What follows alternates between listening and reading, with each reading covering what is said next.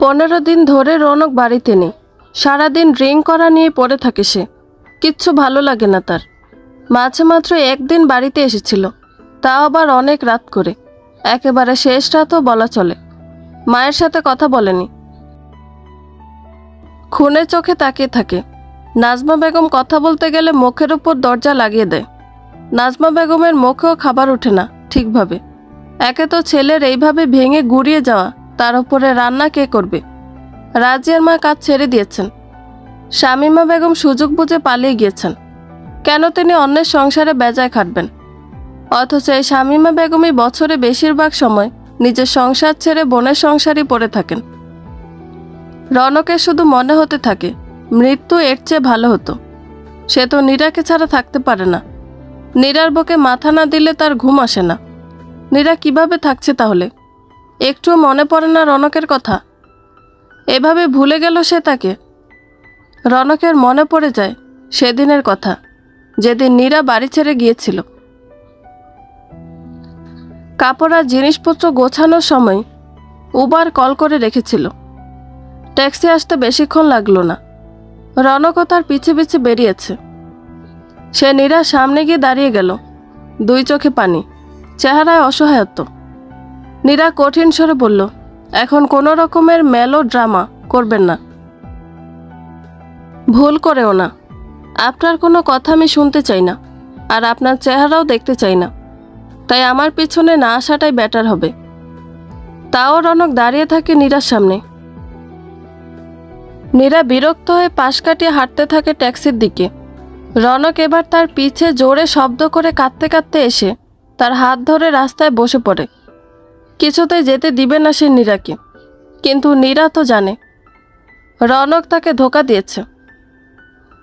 তার কাছে রৌনকের এসব পাগলামো বিরক্তকর লাগে। রৌনক ছোট বাচ্চাদের মতো আবদার করে বলে, আমি থাকবো না তোকে ছাড়া। সেদিন রাতে কিভাবে ছিলেন? কর্কশ কণ্ঠে প্রশ্ন করে নীরা। তোর ভুল হচ্ছে, এতটুকু বিশ্বাস করিস না তুই আমাকে। আপনি করেছিলেন যখন আপনার গার্লফ্রেন্ড আমাকে ফাঁসিয়েছিল। ভুল হয়ে গিয়েছে, মাফ করে দে। কিন্তু মারিয়া যে ছবিগুলো দেখিয়েছে তা পুরোপুরিভাবে সত্য নয়। সে আমাকে ড্রিঙ্ক করিয়ে ছবিগুলো তুলেছিল। ছি, তার মানে সেদিন রাতে দুইজনে ড্রিঙ্ক করে? নীরা কিসব উল্টোপাল্টা কথা বলছিস? কোনো দিক থেকে উল্টোপাল্টা না এসব। নোংরা লাগছে আপনার স্পর্শ আমার কাছে। যেতে দিন আমাকে। আমি দিব না। চোখ মুছে নীরার হাত শক্ত করে ধরে বসে থাকে রৌনক। আশেপাশের মানুষ তাকিয়ে থাকে তাদের দিকে। বড় অস্বস্তি হয় নীরার। নীরা ঝাঁঝালো কণ্ঠে বলে ওঠে, যেতে দাও। দিব না। না দিয়ে লাভ কি বলো? এইসব নোংরামি করার আগে তোমার ভেবে দেখা উচিত ছিল। আমি কোনো নোংরামি করিনি। আমি তো তোমার সাথে থাকতে চাই না, বোঝো না তুমি? কিন্তু তুমি যে সেদিন রাতে আমাকে বলেছিলে। কি বলেছি? রৌনক এবার উঠে দাঁড়ায়। নীরার চোখে চোখ রেখে বলে, তুমি যে বলেছিলে সমস্যাটা আমার হলে তুমি আমাকে ছেড়ে যাবে না, বলনি? নীরা তাচ্ছিল্যের হাসি হেসে ওঠে। হাসতে হাসতে বলে, তো তোমার মনে হচ্ছে তোমার সমস্যার কারণে আমি তোমাকে ছেড়ে যাচ্ছি? যদি তাই হয় তাহলে তোমাকে মনে করিয়ে দিই, একই কথা তুমিও বলেছিলে। কিন্তু তুমি তোমার কথা রেখেছ। যেই শুনেছ আমার মধ্যে সমস্যা আছে, সেই তুমি অন্য মেয়ের সাথে নোংরামিতে মেতে উঠেছ। ছি, আমার কেন যেন বড্ড ঘৃণা হচ্ছে তোমাকে। আমার হাত ছেড়ে দাও।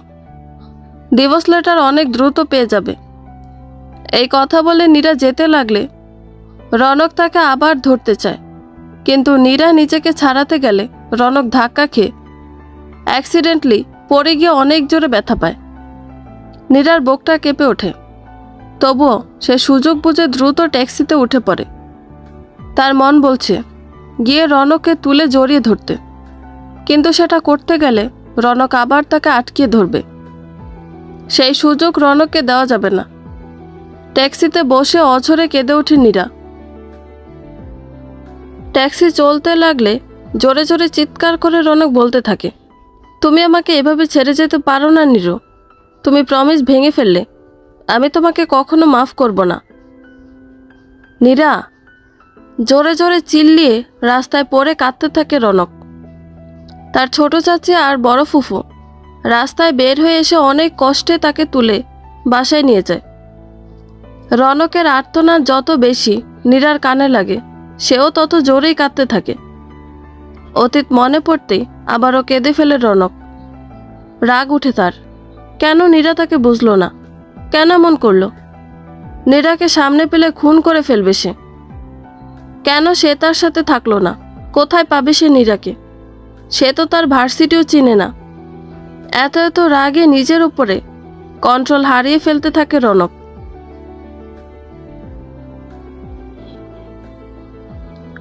দুপুরের কড়া রোদে 2 হাতে বাজারের ব্যাগ আর কাঁধে ভ্যানিটি ব্যাগ নিয়ে হাঁটছে নীরা। এখান থেকে বাসার দূরত্ব 20 মিনিটে পাড়ি দেওয়া যায়। তাই আর রিক্সা নেয়নি সে। অনেক হিসাব করে টাকা খরচ করতে হবে তার। ভার্সিটিতে ভর্তি হওয়া, বাসা ভাড়া, বইপত্র আরও আনুষঙ্গিক খরচে বেশ কিছু টাকা শেষ হয়ে গিয়েছে। এখনও যদি নীরা কিছু একটা না করে, অনেক বিপদে পড়তে হবে তাকে। এখন দেশের যে অবস্থা, পড়াশোনা শেষ করে জব পেতে অনেক সময় লেগে যাবে। এতদিন তো পেট চালাতে হবে।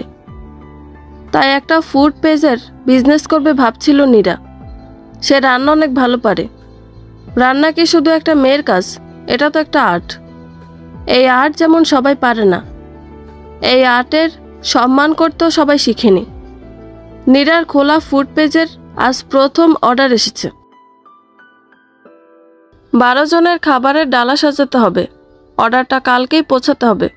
সাধারণত 2 দিন আগে এসব ডালার অর্ডার দিতে হয়, কিন্তু তার নতুন পেজটাকে একটা ভালো পর্যায়ে নিতে হলে এখন থেকে অনেক পরিশ্রম করতে হবে তাকে। তাই আজ সকাল সকালে বাজারে গিয়েছিল সে। ফারহিন আসতে পারেনি, জরুরি কাজে বাইরে গিয়েছে সে। এই কড়া রোদে হাঁটতে ভীষণ কষ্ট হচ্ছিল নীরার। তবুও কষ্ট করে কোনো মতে বাসায় পৌঁছে 1 গ্লাস ঠান্ডা পানি খায় সে। এই বাড়িটা ভালোই। ফ্ল্যাটটাতে 3টা রুম আছে, সাথে ডাইনিং স্পেস, বারান্দা, অ্যাটাচড ওয়াশরুম, সব মিলিয়ে অতি উত্তম। নীরার মনে পড়ে যায় সেদিনের কথা। কাঁদতে কাঁদতে ফারহিনের কাছে এসেছিল সে। তাকে দেখে জড়িয়ে ধরে ফারহিন। অবাক হয়ে যায়। ফারহিন মেয়েটা যথেষ্ট ভালো। হয়তো বুঝতে পেরেছিল নীরা কেন 1 তারিখ হওয়ার আগে এখানে চলে এসেছে। তাই তাকে আর কোনো প্রশ্ন না করে ঘরে গিয়ে রেস্ট নিতে বলে। ফারহিন অনেক ক্লাসিও বটে, না হলে আজও অবধি সে নীরাকে জিজ্ঞেস করেনি সেদিন হুট করে কেন বাড়ি থেকে বের হয়ে এসেছিল নীরা। হয়তো নীরাকে বিপাকে ফেলতে চায় না সে। নীরা প্রথম প্রথম খুব কেঁদেছে, কিন্তু পেটে টান পড়লে কষ্টের কথা সবাই ভুলে যায়। এখন সে নিজেকে কাজে ব্যস্ত রাখার পুরো চেষ্টা করে। কেন সে এমন কারো কথা মনে করে কাঁদবে যে তাকে সবসময় কাঁদিয়েছে? নীরা উকিলের সাথে কথা বলেছে, আর 2-1 দিনের মধ্যে ডিভোর্স পেপারস তৈরি হয়ে যাবে। সাথে সাথে নোটিশ পাঠিয়ে দিবে সে রনককে। হালকা একটু রেস্ট নিয়ে কাজে লেগে পড়ল নীরা। পেঁয়াজ মরিচ কাটতে হবে, মশলা বাটতে হবে, আরও অনেক কাজ এগিয়ে রাখতে হবে। শেষ রাতে উঠে রান্না শুরু করে দিলে দুপুরের মধ্যে পৌঁছে দেওয়া যাবে। ফারহিন বলেছে সে রাইডার ঠিক করে দিবে। রনক উঠেছে তার এক ফ্রেন্ডের বাসায়। সারাদিন শুধু ঘুমিয়ে থাকে, কোনো হুঁশ জ্ঞান নেই তার মধ্যে। আর আবার মাঝে মধ্যে ঘন্টা ধরে ফ্যানের দিকে তাকিয়ে থাকে।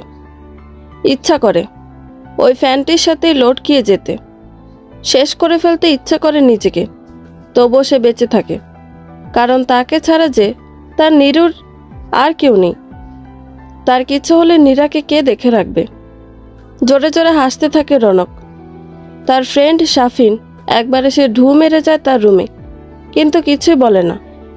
রনকে কেমন যেন পাগল পাগল লাগে, না জানি কোন কথায় কেমনভাবে রিয়েক্ট করে ওঠে। এইভাবেই সময় যায় রনকের। চাকরিটা হারিয়ে ফেলেছে সে। অফিসে না গেলে চাকরি থাকবে কি করে? যদিও চাকরি হারানোতে তার কোনোই ক্ষতি হবে না, বড়লোক বাবার ছেলে। তবুও ইগো হার্ট হয় যখন একটা ছেলে চাকরি হারিয়ে ফেলে। নিজেকে বেকার মনে হয়। রনকেরও এখন তাই মনে হচ্ছে। রাত 2টোয় ঘুম থেকে উঠে পড়ে নীরা। ড্রয়িং রুমে গিয়ে অবাক হয়ে যায়। ফারহিন এখনও ঘুমায়নি। নীরা তাকে জিজ্ঞেস করে, এখনও জেগে আছিস যে? পরশুদিন অনেক টাফ একটা পরীক্ষা হবে, তাই ঘুমায়নি। পরীক্ষা তো পরশু, আজ এত পাগল হলে চলবে? সিলেবাস জমিয়ে রেখেছিলি বুঝি? ফারহিন একটা মন ভুলানো হাসি দেয়। সে ছোটবেলা থেকে এরকম, পড়াশোনার ব্যাপারে উদাসীন, তবুও নীরার চেয়ে বেশি সচেতন। কারণ উদাসীন হলেও তো সে পড়াশোনা চালিয়ে গেছে। নীরা ফ্রেশ হয়ে এসে 2 কাপ কফি বানিয়ে 1 কাপ ফারহিনকে দিল, আরেক কাপ নিজে নিল। এরপর নোট করে নিল কোন কোন খাবারগুলো আগে রান্না করবে। মশলা সবজি দুপুরে কেটে রেখেছিল সে। প্রথমেই ম্যারিনেট করে রাখা মাছ মাংসগুলো ফ্রিজ থেকে বের করে নিল। খাবারের ডালাগুলো বের করে এক্সটার্নাল ডিজাইনগুলো করে নিল। পোলাও হতে বেশি সময় লাগবে না, তাই ওটা সবার শেষে করবে। ডেজার্ট আইটেমগুলো আগে বানানো শুরু করলো। এভাবে কাজ করতে করতে সকাল হয়ে গেল। অলমোস্ট সব রান্নাই শেষ, কিছুটা বাকি আছে। তার চুলোয় চাপিয়ে সোফায় গা ছেড়ে দিল নীরা। ফারহিন তখন রেডি হচ্ছে, বাইরে যাবে। হঠাৎ করে নীরার কাছে এলো ফারহিন। তার মুখটা গোমরা। নীরা জিজ্ঞেস করলো কি হয়েছে। ফারহিন গোমরা মুখ নিয়ে বলল, ডিভোর্স পেপারস রেডি হয়ে গিয়েছে। রনকের বাড়িতে নোটিশ চলে গিয়েছে। সে সাইন করে ফেরত পাঠালে তখন তোকে সাইন করতে হবে। নীরার বুক ফেটে কান্না আসছিল, কিন্তু সে তা ফারহিনের সামনে প্রকাশ করল না। কিচেনে গিয়ে কাজ করতে লাগলো। কিছুক্ষণ পর ফারহিন বের হয়ে গেলে আর নিজেকে আটকে রাখতে পারল না। চিৎকার করে কেঁদে উঠল। এতটা কষ্ট তার আগে অনুভব হয়নি। শেষমেশ তার নিজের মানুষটা আর তার থাকবে না, ছেড়ে দিতে হবে সমস্ত অধিকার। কেন করল রনক এমন? এমন না করলে পারত না সে? অনেক বেশি কি বিরক্ত করে ফেলেছিল নীরা তাকে? ফুফিয়ে ফুফিয়ে কেঁদেই চলল নীরা। দুপুর 12টা বাজে। বিছানায় উপর হয়ে পড়েছিল রনক। লাস্ট নাইট ড্রিঙ্ক করাটা একটু বেশি হয়ে গিয়েছে। একটু পর তার রুমে এলো নাহিয়ান। নাহিয়ান আর রনক কলেজ থেকে একসাথে পড়তো। শাফিনের বাসা থেকে চলে এসেছে সে। কতদিন কারো বাসায় পড়ে থাকা যায়? যদিও শাফিন আসতে দিতে চায়নি। নাহিয়ান এসে তাকে ঝাঁকিয়ে ডাকতে শুরু করলো। বেশ কিছুক্ষণ ডাকার পর রনকের ঘুম ভাঙল। ঘুম জড়ানো কণ্ঠে নাহিয়ানকে রনক জিজ্ঞেস করলো, সে তাকে কেন ডাকছে? নাহিয়ান একটু মন খারাপ করে বলল, তোর আম্মা শাফিনকে কল করে তোর খোঁজ নিয়েছেন। তোকে দ্রুত বাড়িতে যেতে বলেছেন। কেন? রনক চোখ কসলাতে কসলাতে জিজ্ঞেস করল। নাহিয়ানের মুখটা এবার আরেকটু চুপসে গেল। ভাবি ডিভোর্স লেটার পাঠিয়েছে বলে নিচে তাকালো নাহিয়ান। কিছুক্ষণ ওভাবেই থেকে আবারও তাকালো রনকের দিকে। রনক বুকের ভিতরে চাপা আর্তনাদটা লুকিয়ে স্মিত হাসল নাহিয়ানের দিকে তাকিয়ে। এরপর জোরে কয়বার শ্বাস নিল। বিছানা ছেড়ে উঠে বলল, থাক, মন খারাপ করিস না। কি আর করার বল, এটা তো হওয়ারই ছিল। ও কি আর আমার সাথে থাকবে? যাহা তো, এখানে এভাবে দাঁড়িয়ে থাকিস না। আমার জন্য নাস্তা নিয়ে আয়, খিদে পেয়েছে। নাহিয়ানকে এক প্রকার জোর করে ঘর থেকে বের করে দিল রনক। গেটটা লাগানোর সাথে সাথেই নিজের মুখ চিপে ধরে ফ্লোরে শুয়ে পড়ল, না হলে তার কান্নার শব্দ বাইরে যাবে। নাহিয়ান ঠিকই বুঝতে পারল রনক কাঁদছে, তাই সেও আর দাঁড়ালো না, চলে গেল সেখান থেকে। রনক আর নিজেকে ধরে রাখতে পারল না, জোরে জোরে চিৎকার করতে লাগলো। তার মাথায় ঝিম ধরে যাচ্ছিল বারবার। এসব কি হয়ে গেল তার সাথে সে বুঝে উঠতে পারল না। এতটাও তো খারাপ হওয়ার কথা ছিল না। নীরা কি তাহলে কোনোদিনই তাকে ভালোবাসেনি? তাহলে সে কেন নীরার জন্য এত কষ্ট পাচ্ছে?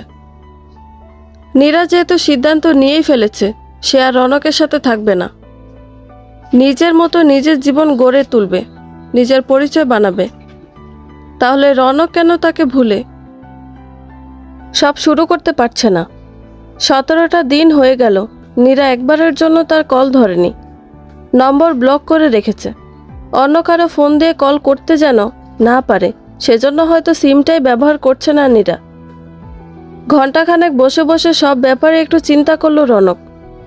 এরপর ডিসিশন নিয়ে ফেলল, নীরা যেহেতু তার সব আর্তনাদ উপেক্ষা করেছে, সেও এবার আর ফেরত যাবে না নীরার কাছে।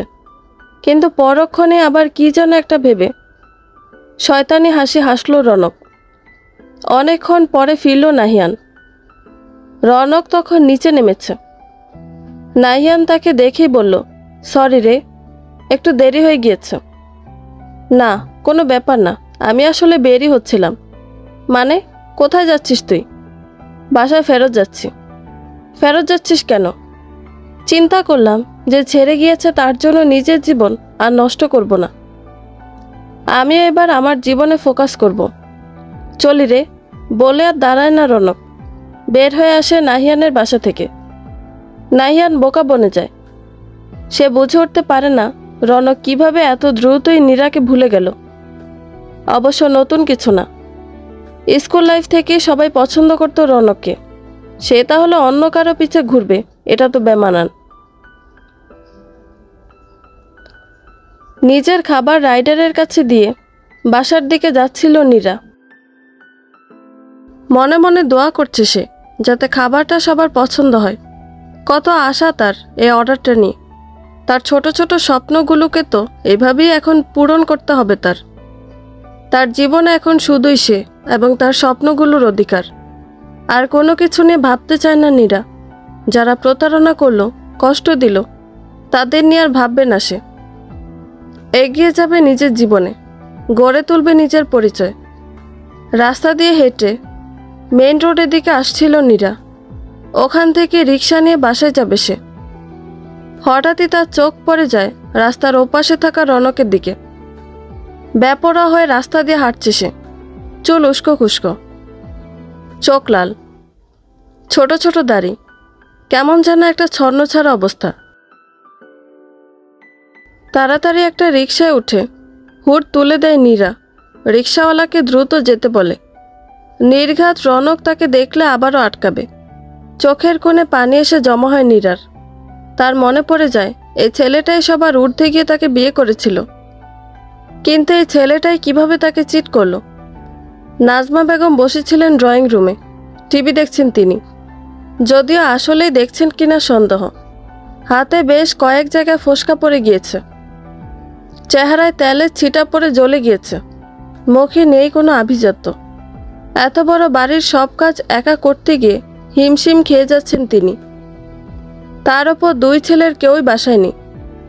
বড় ছেলে তো ওই ঘটনার পরের দিনই ফিরে গেল। তাকে দেখে মনেই হলো না তার কোনো হেলদোল আছে মায়ের ব্যাপারে। এই ছোট ছেলে তো মদ খেয়ে বারে পড়ে থাকে। পুরো এলাকায় জানাজানি হয়ে গিয়েছে বিষয়টা। সবার একই কথা, ছেলের বউকে বড়ই অত্যাচার করেছেন নাজমা বেগম। সবকিছু ভাবলেই কেমন শরীর কেঁপে ওঠে নাজমা বেগমের। তার এত আদরের ছেলে বাবা হতে পারবে না, ফুঁসে ওঠে নাজমা বেগম। সব দোষ ওই নীরার। তার কারণেই ছেলেটা এভাবে নষ্ট হয়ে গেল। এইসব খেয়ালেরই জল্পনা কল্পনা করছিলেন নাজমা বেগম। হঠাৎ ডোরবেল বাজল।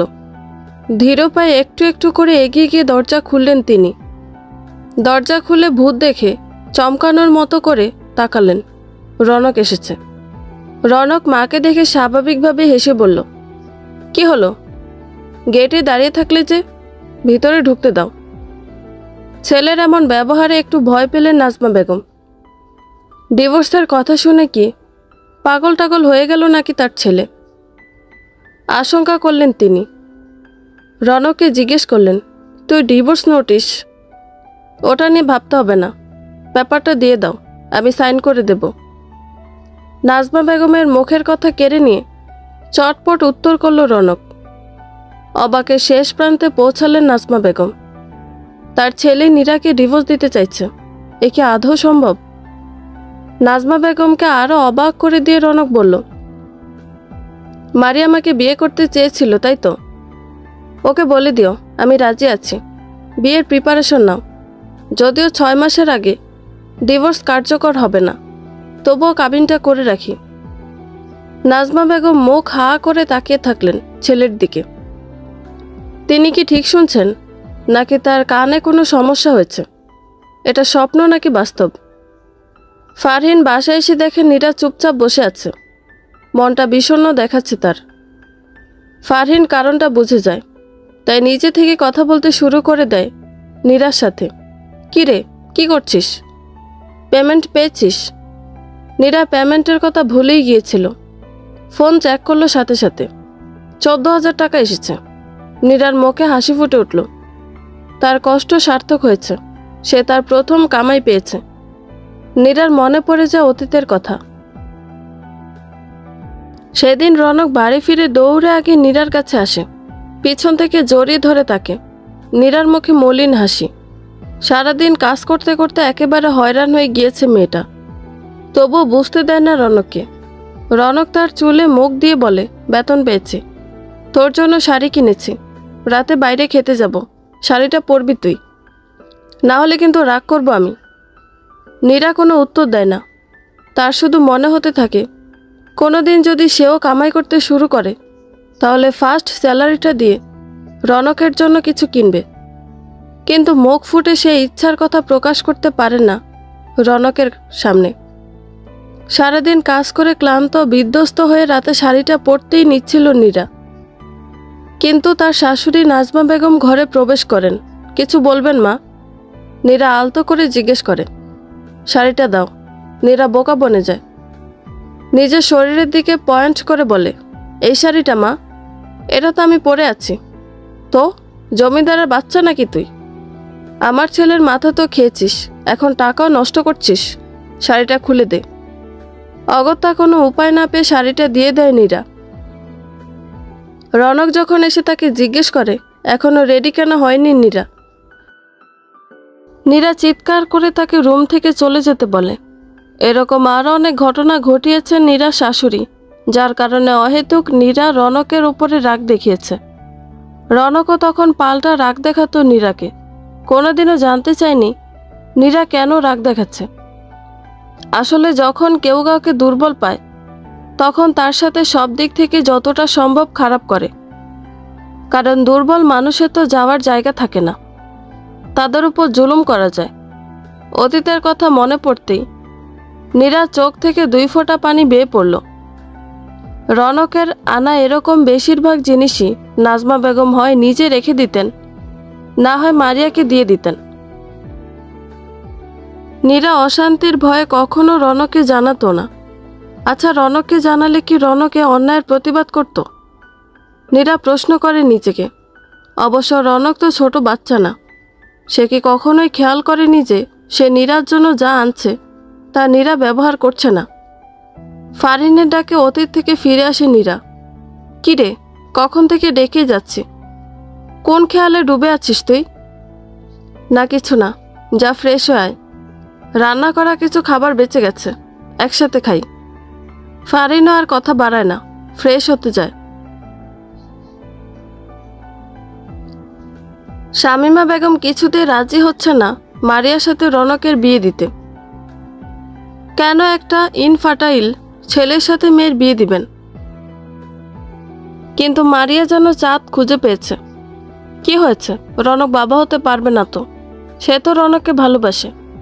আসলে মারিয়া রনককে ভালোবাসে না, তার কম্পিটিশনটা নীরার সাথে রনককে পাওয়ার ক্ষেত্রে।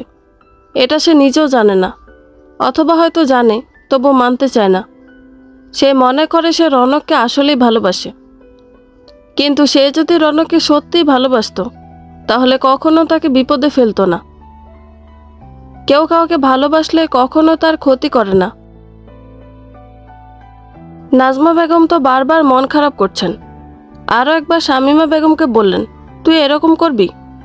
রনক তো ছেলে না। এতদিন তো তুই বিয়ের জন্য উঠে পড়ে লেগেছিলি।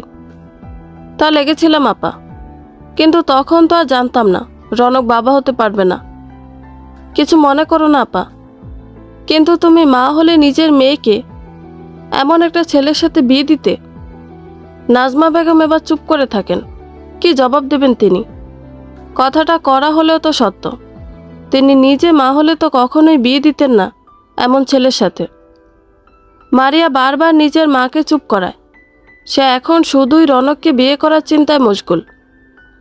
শামীমা বেগমও নিজেকে বোঝাতে থাকেন, রনকের সাথে মারিয়ার বিয়ে হলে সে অঢেল সম্পত্তির মালিক হবে। একবার সম্পত্তিগুলো নিজের নামে লিখিয়ে নিলেই তো মারিয়া রনককে ছেড়ে দিতে পারবে। মারিয়া এখন অবিবাহিত, এজন্য বোকামি করছে, কিন্তু যখন বিয়ে করবে তখন ঠিকই একটা বাচ্চার গুরুত্ব উপলব্ধি করবে। তখন কি সে আর রনকের সাথে থাকবে? তাই শামীমা বেগম চেপে যান, আর কিছু বলেন না। হতে থাকুক। রনক ঘরে শুয়েছিল, এখন বেশিরভাগ সময় তার শুয়ে বসে কাটে। এছাড়া আর কী বা করবে সে? নীরা থাকলে তাকে জ্বালানো যেত। মনে মনে হাসে রনক।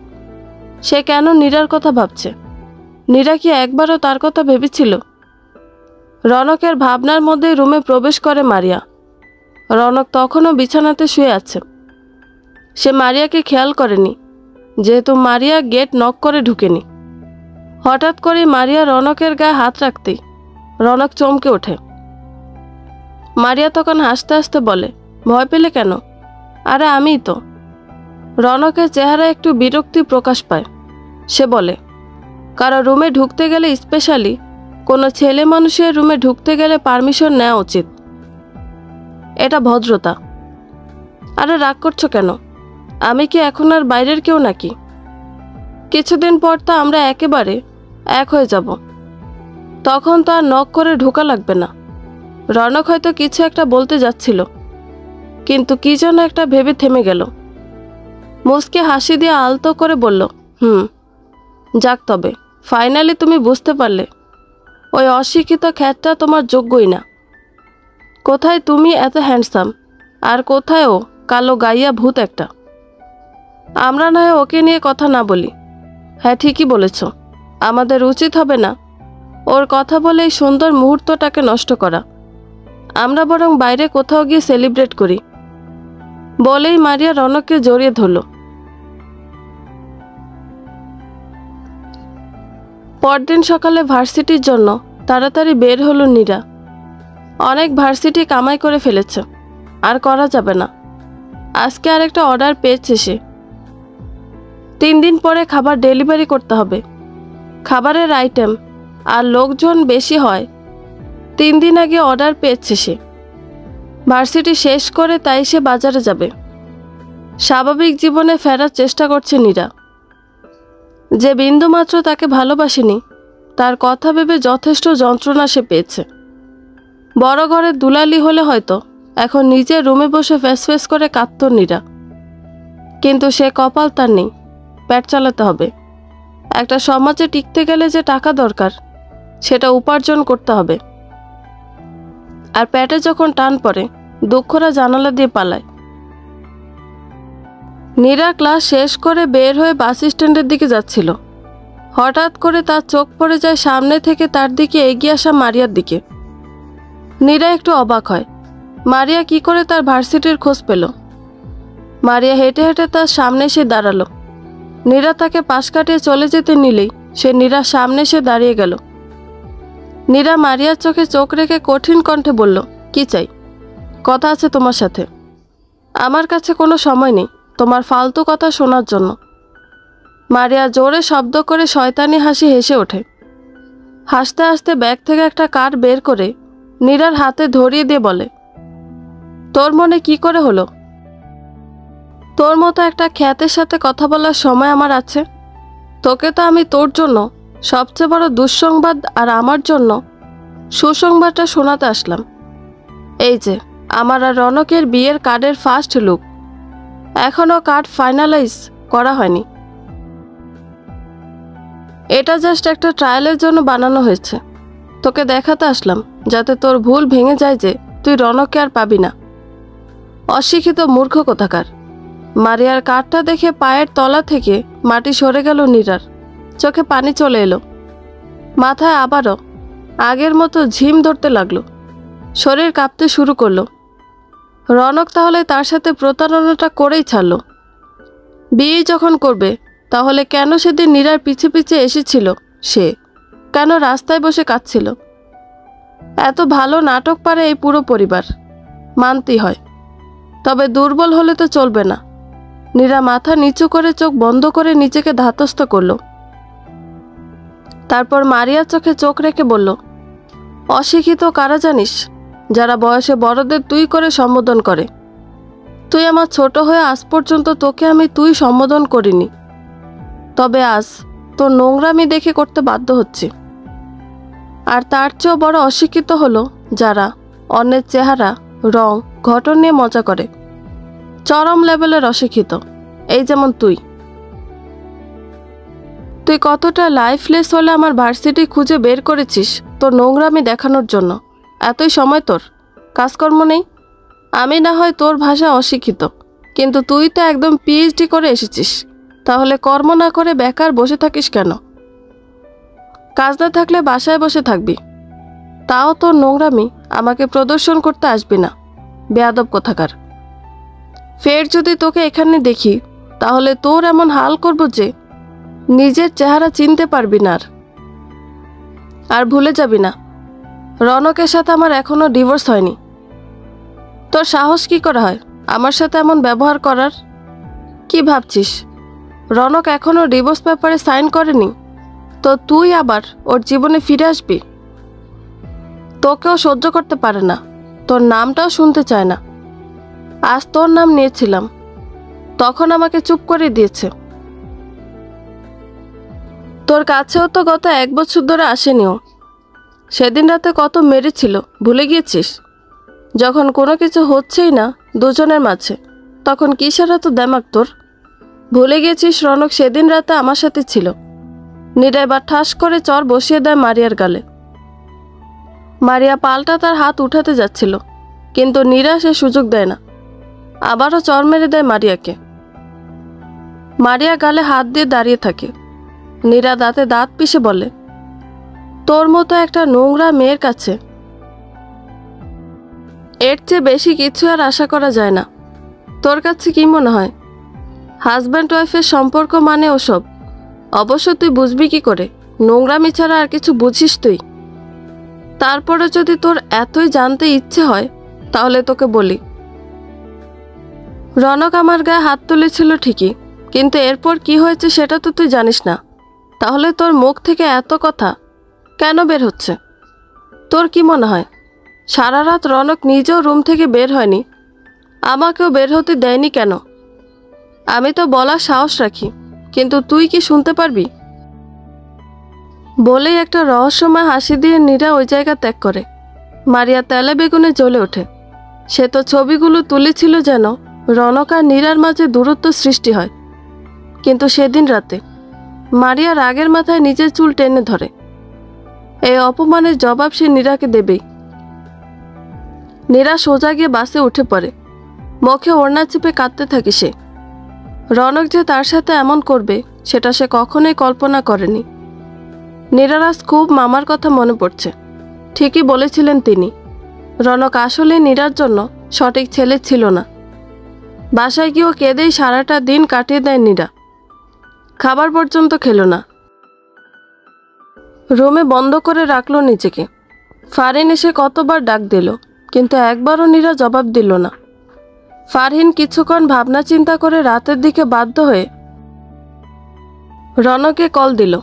যত যাই হোক না কেন সে চায় না তার বান্ধবীর সংসারটা ভাঙুক। নীরার এই কষ্ট পাওয়ার কারণ হয়তো রনক জানে। রনক ফোন রিসিভ করতে ফারহিন বলল, ভাইয়া নীরার ব্যাপারে কথা বলতে ফোন করেছি।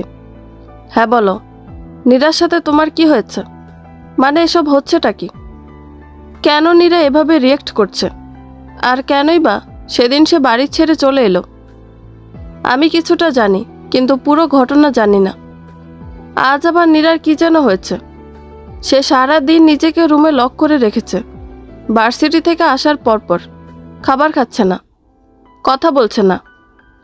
রনক জানে নীরার মন খারাপের কারণ, কেননা কিছুক্ষণ আগে মারিয়া তাকে কল দিয়ে জানিয়েছে যে সে নিজেদের বিয়ের কার্ড নীরাকে দেখাতে গিয়েছিল।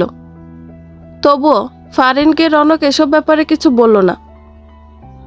একটা দীর্ঘশ্বাস ফেলে বলল, আমি তোমাকে পরে সব বোঝাবো। ওকে জোর করে ধরে হলো খাবার খাও। না হলে দুর্বল হয়ে পড়বে। ও শরীর এমনিতেই দুর্বল থাকে। আমি রাখছি বলেই ফারহিনকে আর কিছু বলার সুযোগ না দিয়ে রনক কল কেটে দিল। ফারহিন বোকা বনে গেল। আসলে যে কি হচ্ছে কিছু বুঝে উঠতে পারল না সে। সেদিন রাতে নীর আর বেরই হলো না। সে গেট খুলল পরদিন দুপুরে। বের হয়ে গোসল করে খাবার খেয়ে একটা লিস্ট করল। এরপর ফারহিনকে বলল, একটু বাইরে যেতে হবে। আগের দিন বাজারে যাওয়া হয়নি, অর্ডারটা পূরণ করতে হবে। ফারহিন তখন তাকে জিজ্ঞেস করল তার কি হয়েছিল, কিন্তু নীরা বলল সে আর এসব ব্যাপারে কোনো কথা বলতে চায় না। তারা যেহেতু বিকাল করে বের হয়েছিল, বাজার শেষ করতে সন্ধ্যা হয়ে গেল। ফারহিন নীরাকে বলল তারা রেস্তোরাঁতে রাতের খাবার খেতে পারে।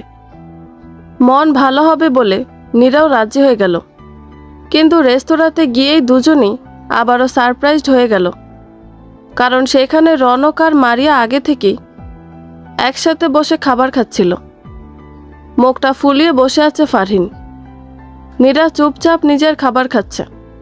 সামনে তাকানোর প্রয়োজন মনে করছে না, কিন্তু রনকের নজর তার দিকে সীমাবদ্ধ। ব্যাপারটা বুঝতে পেরেই মারিয়া গিয়ে বসেছে রনকের পাশে। নিজ হাতে তুলে খাইয়ে দিচ্ছে তাকে। পারে না তো একেবারে রনকের কোলে উঠে যায়। রনকও রাগের মাথায় খাবার মুখে নিয়ে চিবুচ্ছে। এর কারণ হলো নীরাদের টেবিলে বসে আছে একটা ছেলে। ছেলেটি ফাহিম, ফারহিনের কমন ফ্রেন্ড। এখানে আসার কিছুক্ষণ পর কাকতালীয়ভাবে ফাহিমের সাথে দেখা হয়ে যায় তাদের। ফাহিম সেই জন্য তাদের টেবিলেই খেতে বসে। পরিচয় করিয়ে দেওয়ার পরই ছেলেটা নিজে থেকে কথা বলছে নীরার সাথে। নীরা খাবারের দিকে তাকিয়েই উত্তর দিচ্ছে। ফারহিনের একেবারে সহ্য হচ্ছে না মারিয়ার রনকের এসব নোংরামি। যেই ছেলেটা কাল রাতে নিজে এত বুঝিয়ে ফারহিনকে বলল নীরাকে খাবার খাওয়াতে, সেই ছেলেই কিনা নিজের খালাতো বোনকে নিয়ে এসব করে বেড়াচ্ছে। ফারহিনের ইচ্ছে করছে উঠে গিয়ে মারিয়াকে একটা লাথি মেরে সরিয়ে দিতে। কোনো মতে রাগটাকে কন্ট্রোল করে বসে আছে সে। ফাহিম মারিয়াকে খেয়াল করে হঠাৎ বলে ওঠে, আরে থার্ড ক্লাস টিকটকার এখানে কি করে? মানে? ফারহিন অবাক হয়ে জিজ্ঞেস করে। ফাহিম তখন হাসতে হাসতে তার ফোনে একটা ভিডিও বের করে দেখায় নীরা ও ফারহিনকে। অত্যন্ত ছোট পোশাক পরে এক গাদা ফিল্টার লাগিয়ে মানসিক প্রতিবন্ধীর মতো বলিউডের এক গানের সাথে লিপ স্নিক করছে মারিয়া, তাও আবার টিকটক অ্যাপে। কি যে হাস্যকর লাগছে তাকে। ফারহিন হেসে ফেলে। নীরা হালকা করে হাসে। ফাহিম হাসতে হাসতে বলে, এই প্রতিবন্ধীকে তোমরা চেনো নাকি? ফারহিন উত্তর দিতে গেল নীরার চোখের ইশারা দেখে আর উত্তর করে না। ফারহিন, নীরা ও ফাহিমকে এভাবে হাসতে দেখে মারিয়া মনে করে তার মেকআপ নষ্ট হয়ে গিয়েছে হয়তো। তাই রনককে বলে তার ওয়াশরুমে যাওয়া দরকার। এই কথা বলে সে ওয়াশরুমের দিকে চলে যায়। বিষয়টা চোখে পড়তেই ফারহিনও ওয়াশরুমের কথা বলে চলে যায়। এই সুযোগ হাতছাড়া করা যাবেই না। ফাহিম তখন নীরার সাথে কথা বলতে থাকে।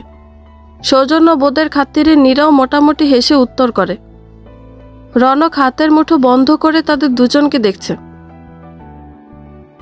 তার ইচ্ছে করছে ছেলেটাকে গিয়ে কাঁটা চামচ দিয়ে জখম করতে, কিন্তু সে নিরুপায়। চুপচাপ হজম করে যাচ্ছে সবকিছু। মারিয়া ওয়াশরুম থেকে বের হয়ে বেসিনে এসে হাত ধুচ্ছিল। হঠাৎ করে সে ফারহিন তার চুলের মুঠি ধরে তাকে নিজের দিকে ঘোরালো। মারিয়া হতবাক হয়ে বলল, how dare you, cheap third class গেও। ফারহিন ঠাস করে মারিয়ার গালে চর বসিয়ে দিল। আবারও তার চুলের মুঠি ধরে বলল, এত নোংরা কেন তুই? কই থেকে শিখেছিস এত নোংরামি? লজ্জা লাগে না পাবলিক প্লেসে এসে এভাবে খালাতো ভাইয়ের সাথে চিপকিয়ে বসে থাকতে? আমার চুল ছেড়ে দে থার্ড ক্লাস ফাজিল কোথাকার, না হলে ভালো হবে না। ফারহিন একটা শয়তানি হাসি দিয়ে আরও একবার হাসল। মারিয়া চুল ছেড়ে দিয়ে বলল, আমি নীরা নই যে আমার সাথে এসব সস্তা থ্রেট চলবে, বুঝতে পেরেছিস? থাপ্পড় মেরে তোর গাল লাল করে ফেলবো, ছোট লোক কোথাকার। থার্ড ক্লাস আমি না তুই, আবার মুখে মুখে তর্ক করিস। ফারহিনের কথা শুনে মারিয়া তাকে একটা চড় মারতে উদ্যত হলে ফারহিন তার হাতটা মুষ্ঠে ধরে ধাক্কা দিয়ে ফেলে দেয়।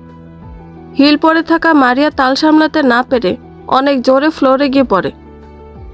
হাসতে হাসতে ফারহিন ওখান থেকে চলে আসে। ফারহিনের খাওয়া এমনিতেও শেষ হয়ে গিয়েছিল। এসে দেখে নীরা ও ফাহিমও খাওয়া শেষ করেছে। তারা রনককে আর পাত্তা না দিয়ে বিল মিটিয়ে বাসায় চলে যায়। রনক রাগে ফুঁসতে থাকে। অনেকক্ষণ বসে থেকেও যখন দেখে মারিয়া আসছে না, তখন সে ওয়াশরুমের দিকে যায়। গিয়ে দেখে মারিয়া কোমরে হাত দিয়ে ফ্লোরে পড়ে আছে। রনক ফিক করে হেসে ফেলে, কিন্তু সাথে সাথেই নিজেকে কন্ট্রোল করে মারিয়াকে তুলে ধরে।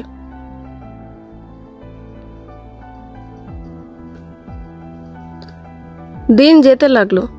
নীরাও মন দিয়ে নিজের ব্যবসায় মনোযোগ দিতে লাগলো, পাশাপাশি পড়াশোনা চালিয়ে গেল। অপরদিকে রনক আর মারিয়ার বিয়ের শপিং শুরু হয়ে গিয়েছে। এখন নিজেকে বেশ সামলিয়ে নিয়েছে নীরা। সকাল থেকে মন লাগিয়ে কাজ করছে সে। আজকে অর্ধেক কাজ করে রাখতে হবে, বাকি কাজ কাল করবে। পরশু ডেলিভারিটা সময় মতো দেওয়া যাবে। আর 1.5 ঘন্টা পর ভার্সিটি। দ্রুত রেডি হয়ে ভার্সিটির উদ্দেশ্যে বের হলো নীরা। ভার্সিটিতে গিয়ে মন দিয়ে সব ক্লাস করলো সে। ভার্সিটি শেষ করতে করতে বিকেল হয়ে গেল। ছুটির পর নীরা ভাবল একটু শপিং মলে যাবে। তার পরনের কাপড়গুলোর বেহাল দশা।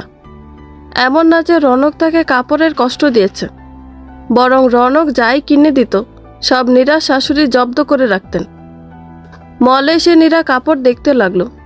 কয়েকটা 2 পিস কিনতে পারলে ভালো হয়, আরামদায়ক, রাতে ঘুমানোর সময় পরা যায়। কাপড় দেখতে দেখতে হঠাৎ করে নীরা চোখ পড়ে সামনের দোকানে থাকা মারিয়া আর রনকের দিকে। মারিয়া শাড়ি পরছে, মানে ট্রায়াল দিচ্ছে, আর রনক তাকে সাহায্য করছে। নাজমা বেগম, শামিমা বেগম আর নাফিয়াও আছে তাদের সাথে। কি সুন্দর হেসে হেসে আনন্দ করছে তারা। হঠাৎ করে রনকের চোখ পড়ে যায় নীরার উপরে। নীরার চোখে তখন পানি। রনক নীরার দিকে তাকালে সবাই নীরার দিকে তাকায়। শামিমা বেগম ফুঁসে উঠে বলেন, এই আপদটা এখানেও চলে এলো, কোথাও গিয়ে দেখছি শান্তি নেই। নাজমা বেগম মুখ গোমরা করে ফেললেন নীরাকে দেখে। নীরা সাথে সাথে ওই জায়গা ছেড়ে চলে গেল। রনক কোনো পাত্তা না দিয়ে আবারও মারিয়ার সাথে হেসে হেসে কথা বলতে লাগলো। নীরা বাইরে এসে একটা বেঞ্চে বসে পড়ল। তার মনে পড়ে গেল তার সাথে রনকের বিয়েটা অনেক সাধারণভাবে হয়েছিল। কোনো অনুষ্ঠান নেই, জাঁকজমক নেই। নাজমা বেগম চাননি কেউ জানুক তার ছোট ছেলে বিয়ে করেছে। বিয়ের প্রথম রাতে তিনি নীরাকে রনকের রুমে যেতে দেননি। কতটা নির্লজ্জ আর কমন সেন্সহীন হলে মানুষ এমন কাজ করে। কিন্তু এবার তিনি নিজে এসে ছেলের বিয়ের কেনাকাটা করছেন। এতই যখন বিয়ের শখ রনকের, সে কেন এখনো ডিভোর্স পেপারে সাইন করলো না? আর কত এসব হজম করতে হবে তাকে। নীরা সিদ্ধান্ত নিল সে রনককে বলবে ডিভোর্স পেপারসে সাইন করে দিতে। এরপর সেও দেরি না করে সাইন করে ফেলবে। কেন সে একাই এরকম একটা সম্পর্কের জন্য কষ্ট পাবে যা মিউচুয়াল নয়? তার চেয়ে শেষ করে ফেলা অনেক ভালো। নীরা বাসায় ফিরে যায়। তার আর কিছু কেনা হয় না। রাতে নাজমা বেগম বসে বসে সব হিসাব করছিলেন। একদিনেই 5 লাখ টাকা শপিং করে ফেলেছে মারিয়া। মলে তখন তিনি সৌজন্যতার খাতিরে কিছু বলেননি, কিন্তু ভিতরে ভিতরে তার মারিয়ার ওপর রাগ হচ্ছিল। যা দেখছে তাই কিনতে চাচ্ছে। মারিয়া শপিং করতে গিয়ে আর কারো কেনাকাটা করা হয়নি। এখনো আরো অনেক কেনাকাটা বাকি আছে। বিয়ের অনুষ্ঠান, মেহমান সব মিলিয়ে যা আরো কত খরচ হবে কে জানে। একটা কাজের মহিলাও খুঁজে পাওয়া যাচ্ছে না। বাড়ির সব কাজ করতে করতে তিনি হাঁপিয়ে পড়েন। শামিমা বেগমের ব্যবহার এখন পরিবর্তন হয়েছে। আগে বোনের বাড়িতে আসলে মিষ্টি মিষ্টি কথা বের হতো, আর এখন শুধু ফরমাস খাটতে দেন। নাজমা বেগমও চুপচাপ খেটে যান, না হলে তার ছেলেকে বিয়ে করার মেয়ে কই পাবেন। ভালোই বিপদে পড়েছেন তিনি। রনক নিজের রুমের বারান্দায় দাঁড়িয়ে স্মোক করছিল। আকাশের দিকে তাকিয়ে আছে সে, আর চারটাকে ভীষণ সুন্দর দেখাচ্ছে। আকাশে কিছুটা কালো ঘন মেঘ জমা হয়ে আছে। রাতে হয়তো বৃষ্টি হবে। বৃষ্টি হলে নীরাকে প্রচুর জ্বালাতো রনক, কারণ তার খিচুড়ি আর মাংস ভুনা চাই। নীরা আসলে অনেক ভালো রান্না করে। কবে থেকে নীরার হাতের রান্না খায়নি হিসাব করে রনক। এখন তো বাসায় ঠিকভাবে খাবার পাওয়া যায় না। রনক বুঝে উঠতে পারে না তার মা রান্না এত ভুল কিভাবে করে। তিনি কি কোনোদিনও রান্না করেননি? আজব লাগে রনকের। আনমনে সিগারেটের ধোঁয়া উড়াতে থাকে রনক। হঠাৎ তার ফোনে একটা কল আসে। স্ক্রিনের দিকে তাকে হতবাক হয়ে যায় রনক। স্ক্রিনে শুদ্ধ বাংলা অক্ষর লেখা বউ, সাথে নীরার হাসিমাখা মুখের ছবিটাও ভেসে উঠেছে। রনক নিজেকে একটু স্বাভাবিক করে ফোনটা রিসিভ করে। কয়েক মিনিট পিনপতন নীরবতা বিরাজ করে। দুইজনের কেউই কথা বলছে না। নীরবতা ভেঙে রনকই বলে ওঠে, কিছু বলবে? নিজেকে ধাতস্থ করে নীরা উত্তর দেয়, ডিভোর্স পেপারে এখনো সাইন করা হয়নি কেন? কেন, অনেক ইচ্ছা বুঝি ডিভোর্স নেওয়ার? কার কত ইচ্ছা সেটা দেখাই যাচ্ছে। ভুলে যাবে না, ডিভোর্স পেপারস তাকে তুমি পাঠিয়েছিলে। আর আপনিও ভুলে যাবেন না, প্রতারণা আগে আপনি করেছিলেন। আমি বলিনি তোমাকে আমি কোনো প্রতারণা করিনি। বিশ্বাস করেছিল আমাকে। বিশ্বাস তাকে করা উচিত যে বিশ্বাসের মর্যাদা দেয়, তাকে না যে সবসময় প্রতারণা করে। কবে প্রতারণা করেছি আমি? আপনি বলেননি সেদিন রাতে রাফিন অসুস্থ ছিল, আপনি তার বাড়িতে গিয়েছিলেন? রাফিনের বউ তখনই আমাকে কল করে বলে দিয়েছিল রাফিন অসুস্থ নয়। আপনি আমাকে মিথ্যা বলেছেন। আমি সেদিন রাত থেকে জানতাম আপনি খারাপ কিছু একটা করেছেন, কিন্তু আমি কিছু বলিনি। আমি অপেক্ষায় ছিলাম কবে সত্যটা নিজে সামনে আসবে। ডিভোর্স পেপারে সাইন করার ইচ্ছে না থাকলে আমাকে পাঠিয়ে দেবেন, আমি সাইন করে ফেরত দিয়ে দেব। আমি দিব না। গাছেরটাও খাবেন, তলারটাও কুড়োবেন? নীরা মুখ সামলে কথা বলো। আপনার মতো নিকৃষ্ট মানুষদের সাথে আবার কিসের মুখ সামলানো? কালকের মধ্যে ডিভোর্স পেপারসে সাইন যদি না হয়েছে তাহলে কোর্ট থেকে নোটিশ যাবে, শিওর থাকেন। থ্রেট দিচ্ছ?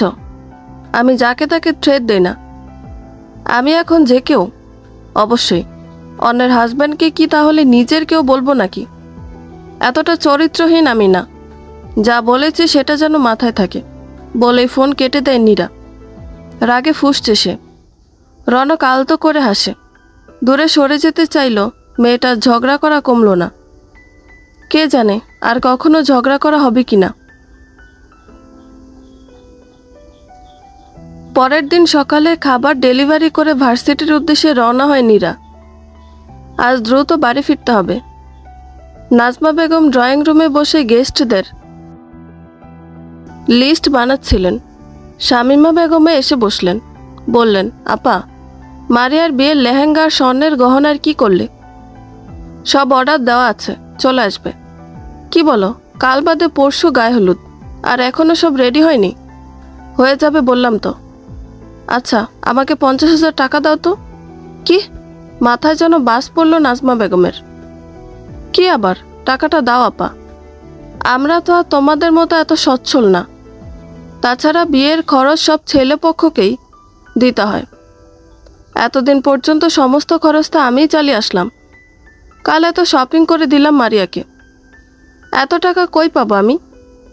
যা বাবা, তুমি কি বলছো? তুমি টাকা দিবে না?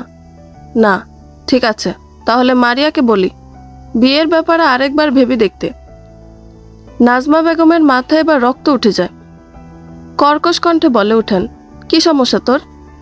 কি শুরু করেছিস এসব? বিয়ে দিবি না? ঠিক আছে, দেওয়ার দরকার নেই।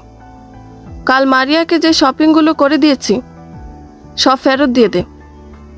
শামীমা বেগমও পাল্টা জবাব দিতে যাচ্ছিলেন, কিন্তু মনে মনে চিন্তা করলেন, এত বড় বাড়ি, এত সম্পত্তি হাতছাড়া করা যাবে না।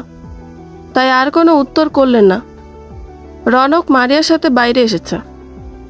মেয়েটা সুযোগ বুঝে বারবার রনকের ওপর ঢলে পড়ে। বিরক্ত লাগে রনকের। তবে এখন কোনো রিয়াকশন দেখানো যাবে না। নিজের লক্ষ্যে পৌঁছাতে হলে এসব একটু সহ্য করতেই হবে।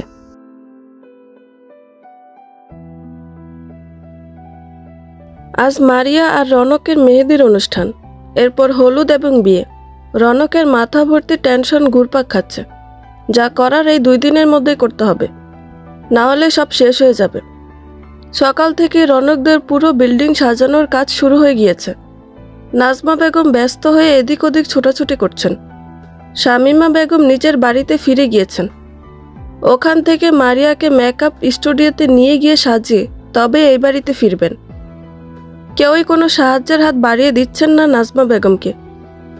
যত যাই হোক না কেন, নীরা এ বাড়ির বউ ছিল, তাই মারিয়ার সাথে বিয়েটা হয়তো ঠিক কেউ মেনে নিতে পারছে না।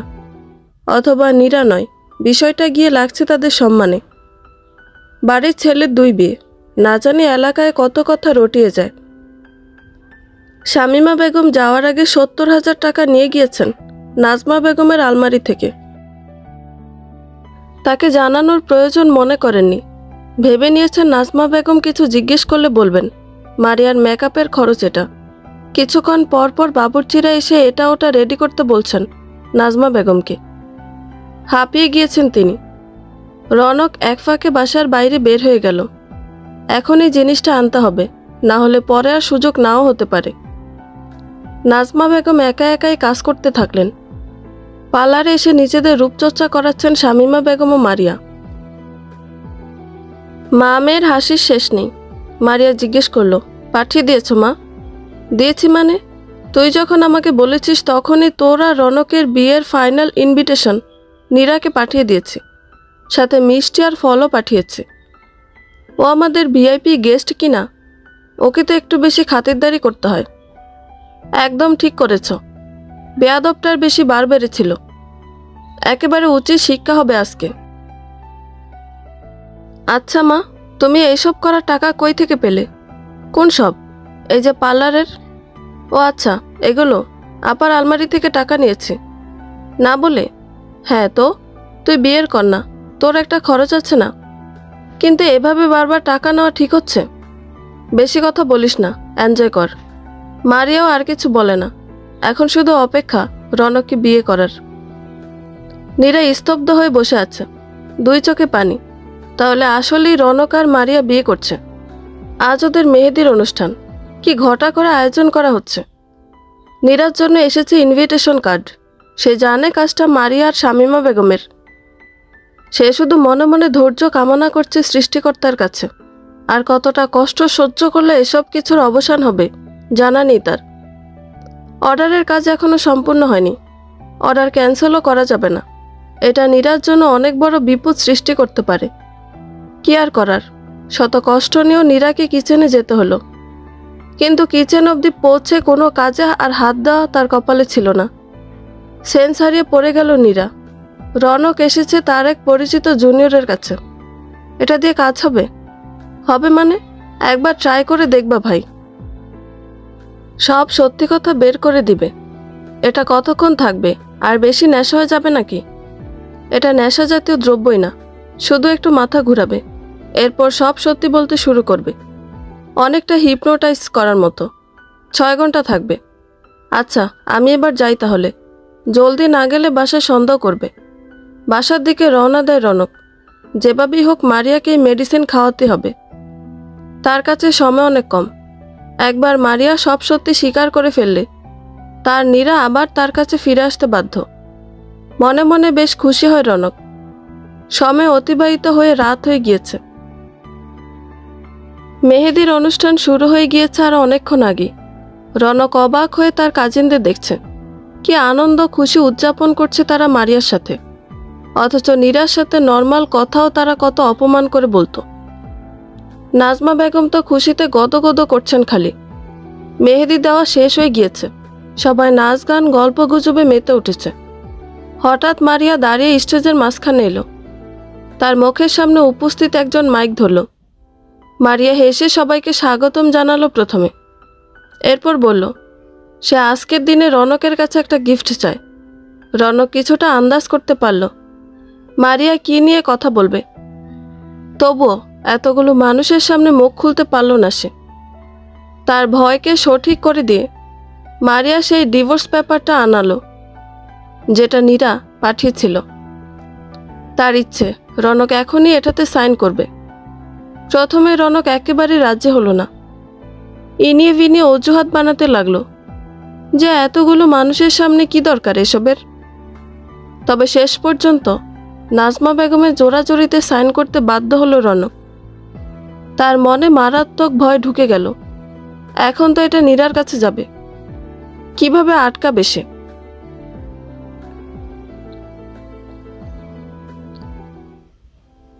করিডোরে বসে আছে ফারহিন।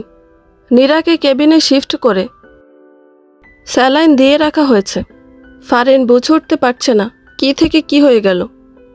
সন্ধ্যায় বাসায় ফিরে অনেকক্ষণ বেল বাজানোর পরও যখন নীরা খুলল না, তখন গার্ডকে ডেকে ফ্ল্যাটের এক্সট্রা চাবি নিয়ে বাসায় প্রবেশ করে নীরাকে ডাকতে থাকে ফারহিন। কিন্তু নীরার কোনো সাড়া শব্দ নেই।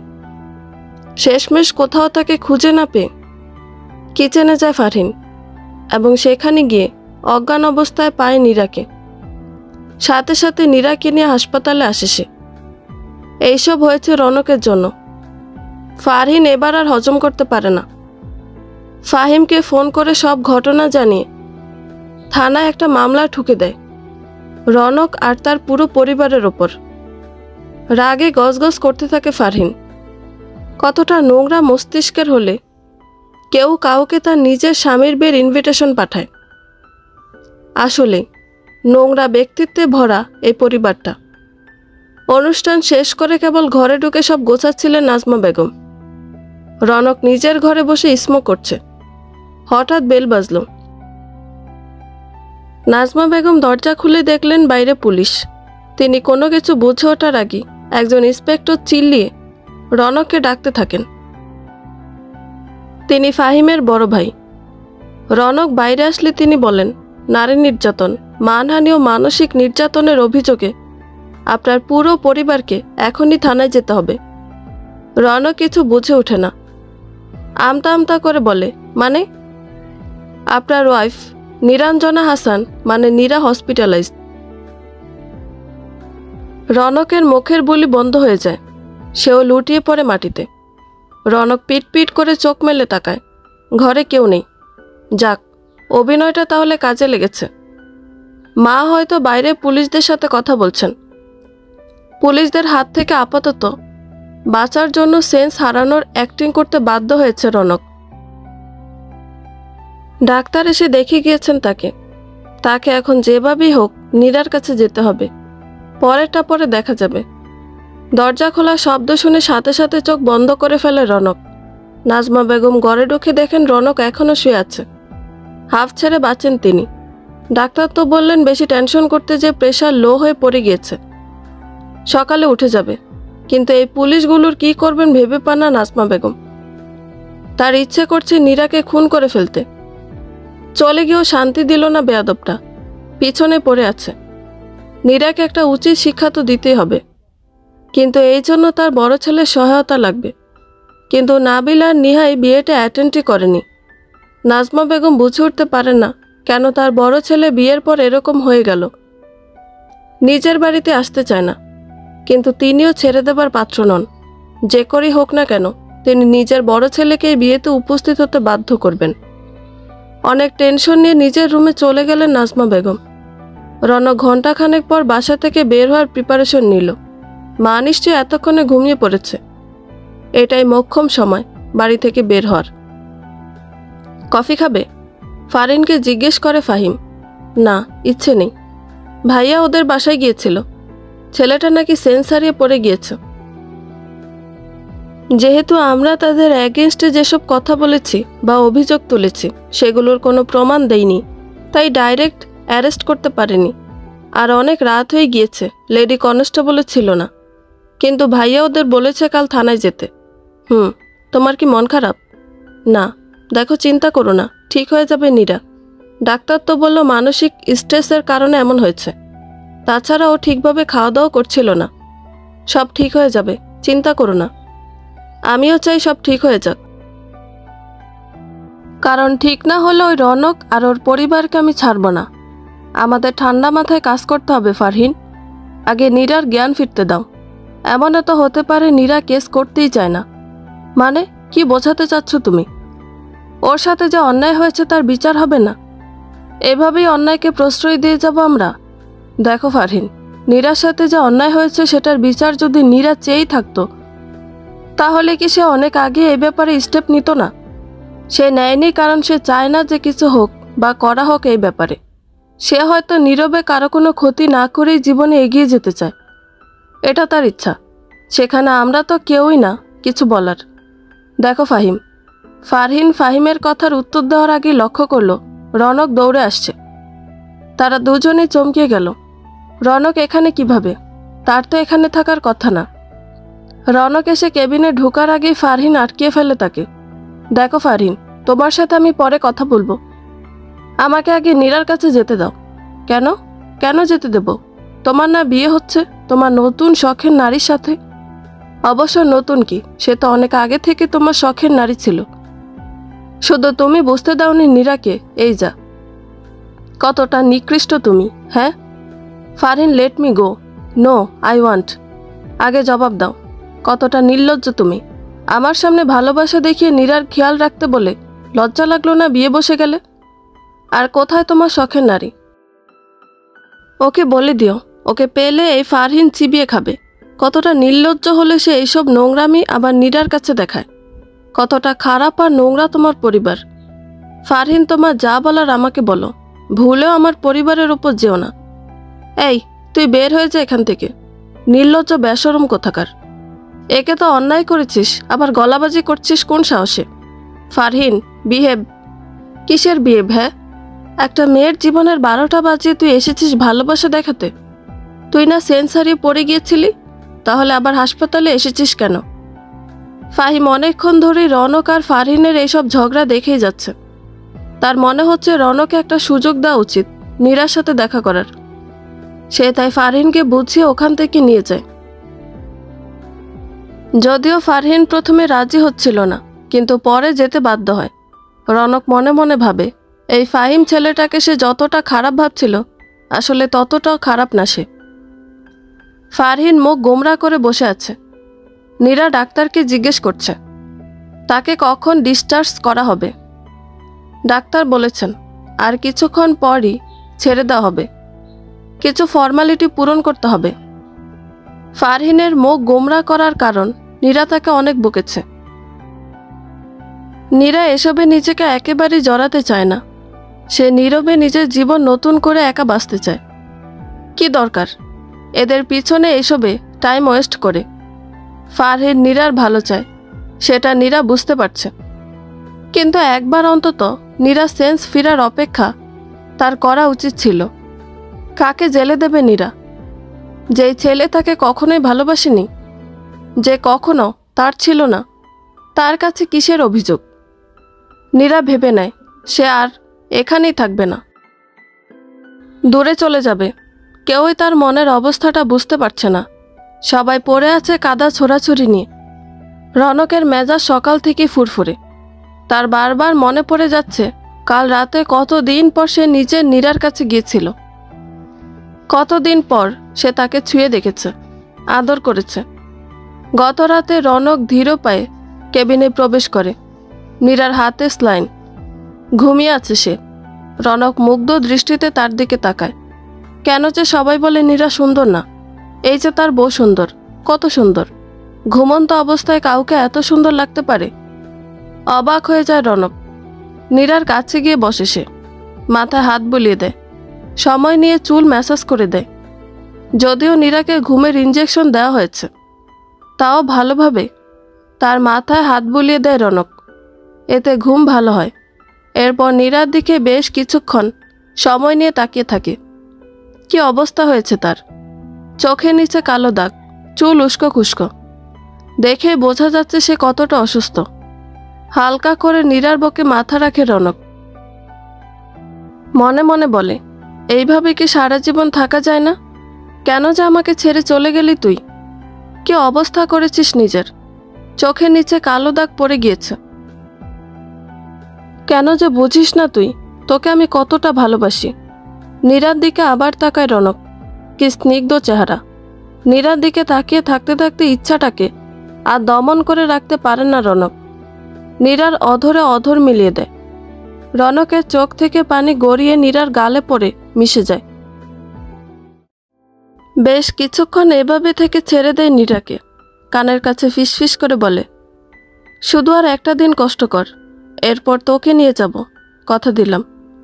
আর অনেকক্ষণ নীরার কাছে বসে রনক ফিসফিস করে নীরাকে বলতে থাকে তার কত কষ্ট হচ্ছে নীরাকে ছাড়া। এরপর একটা সময় নীরার কপালে চুমু খেয়ে কেবিন থেকে বের হয়ে চলে যায়। কাল রাতের কথা মনে পড়তেই রনকের আবার ইচ্ছা হচ্ছে নীরার কাছে যেতে, কিন্তু সে নিরুপায়। চাইলেও যেতে পারবে না। তবে আর সময় নিতে পারবে না সে। যা করার আজকের মধ্যেই করতে হবে তাকে, না হলে অনেক দেরি হয়ে যাবে। কিভাবে নিজের প্ল্যান সাকসেস করবে সে চিন্তায় মগ্ন ছিল রনক। হঠাৎ নাজমা বেগমের চিৎকার, চেঁচামেচির আওয়াজ ভেসে আসে তার কানে। সে দৌড়ে মায়ের রুমে যায়। গিয়ে দেখে শামীমা বেগমের সাথে উচ্চ স্বরে চিৎকার চেঁচামেচি করছেন নাজমা বেগম। রনক একটু অবাক হয়। তার ছোট খালা আবার কখন এলো? অবশ্য এটা আবার নতুন কি? শামীমা বেগম তো যখন তখনই চলে আসেন এই বাড়িতে। তবে রনক বুঝে উঠতে পারে না তার মায়ের এভাবে চিৎকার করার কারণ। সে নিজের মাকে জিজ্ঞেস করে, কি হয়েছে? নাজমা বেগম উত্তর করেন, তোর দুর্বলতার সুযোগ উঠিয়ে এরা যখন তখন আমার কাছ থেকে টাকা হাতিয়ে নিচ্ছে। টাকা জিজ্ঞেস করে নেওয়া পর্যন্ত ঠিক ছিল। আজকের অনুষ্ঠানে বাবুর্চিদের দেওয়ার জন্য 70,000 টাকা রেখেছিলাম। কাল সেই টাকা ও না বলে বের করে নিয়ে গিয়েছে। এগুলো কি জুলুম নয়? রনক একবার তার খালার দিকে তাকায়। নির্বিকার তিনি, ভাব এমন যেন নিয়েছেন তো কি এমন মহাভারত অশুদ্ধ হয়ে গিয়েছে। রনক জিজ্ঞেস করে তাকে, এসব করার মানেটা কি খালামণি? ও মা, তুইও দেখি তোর মায়ের মতো উল্টোপাল্টা কথা বলছিস।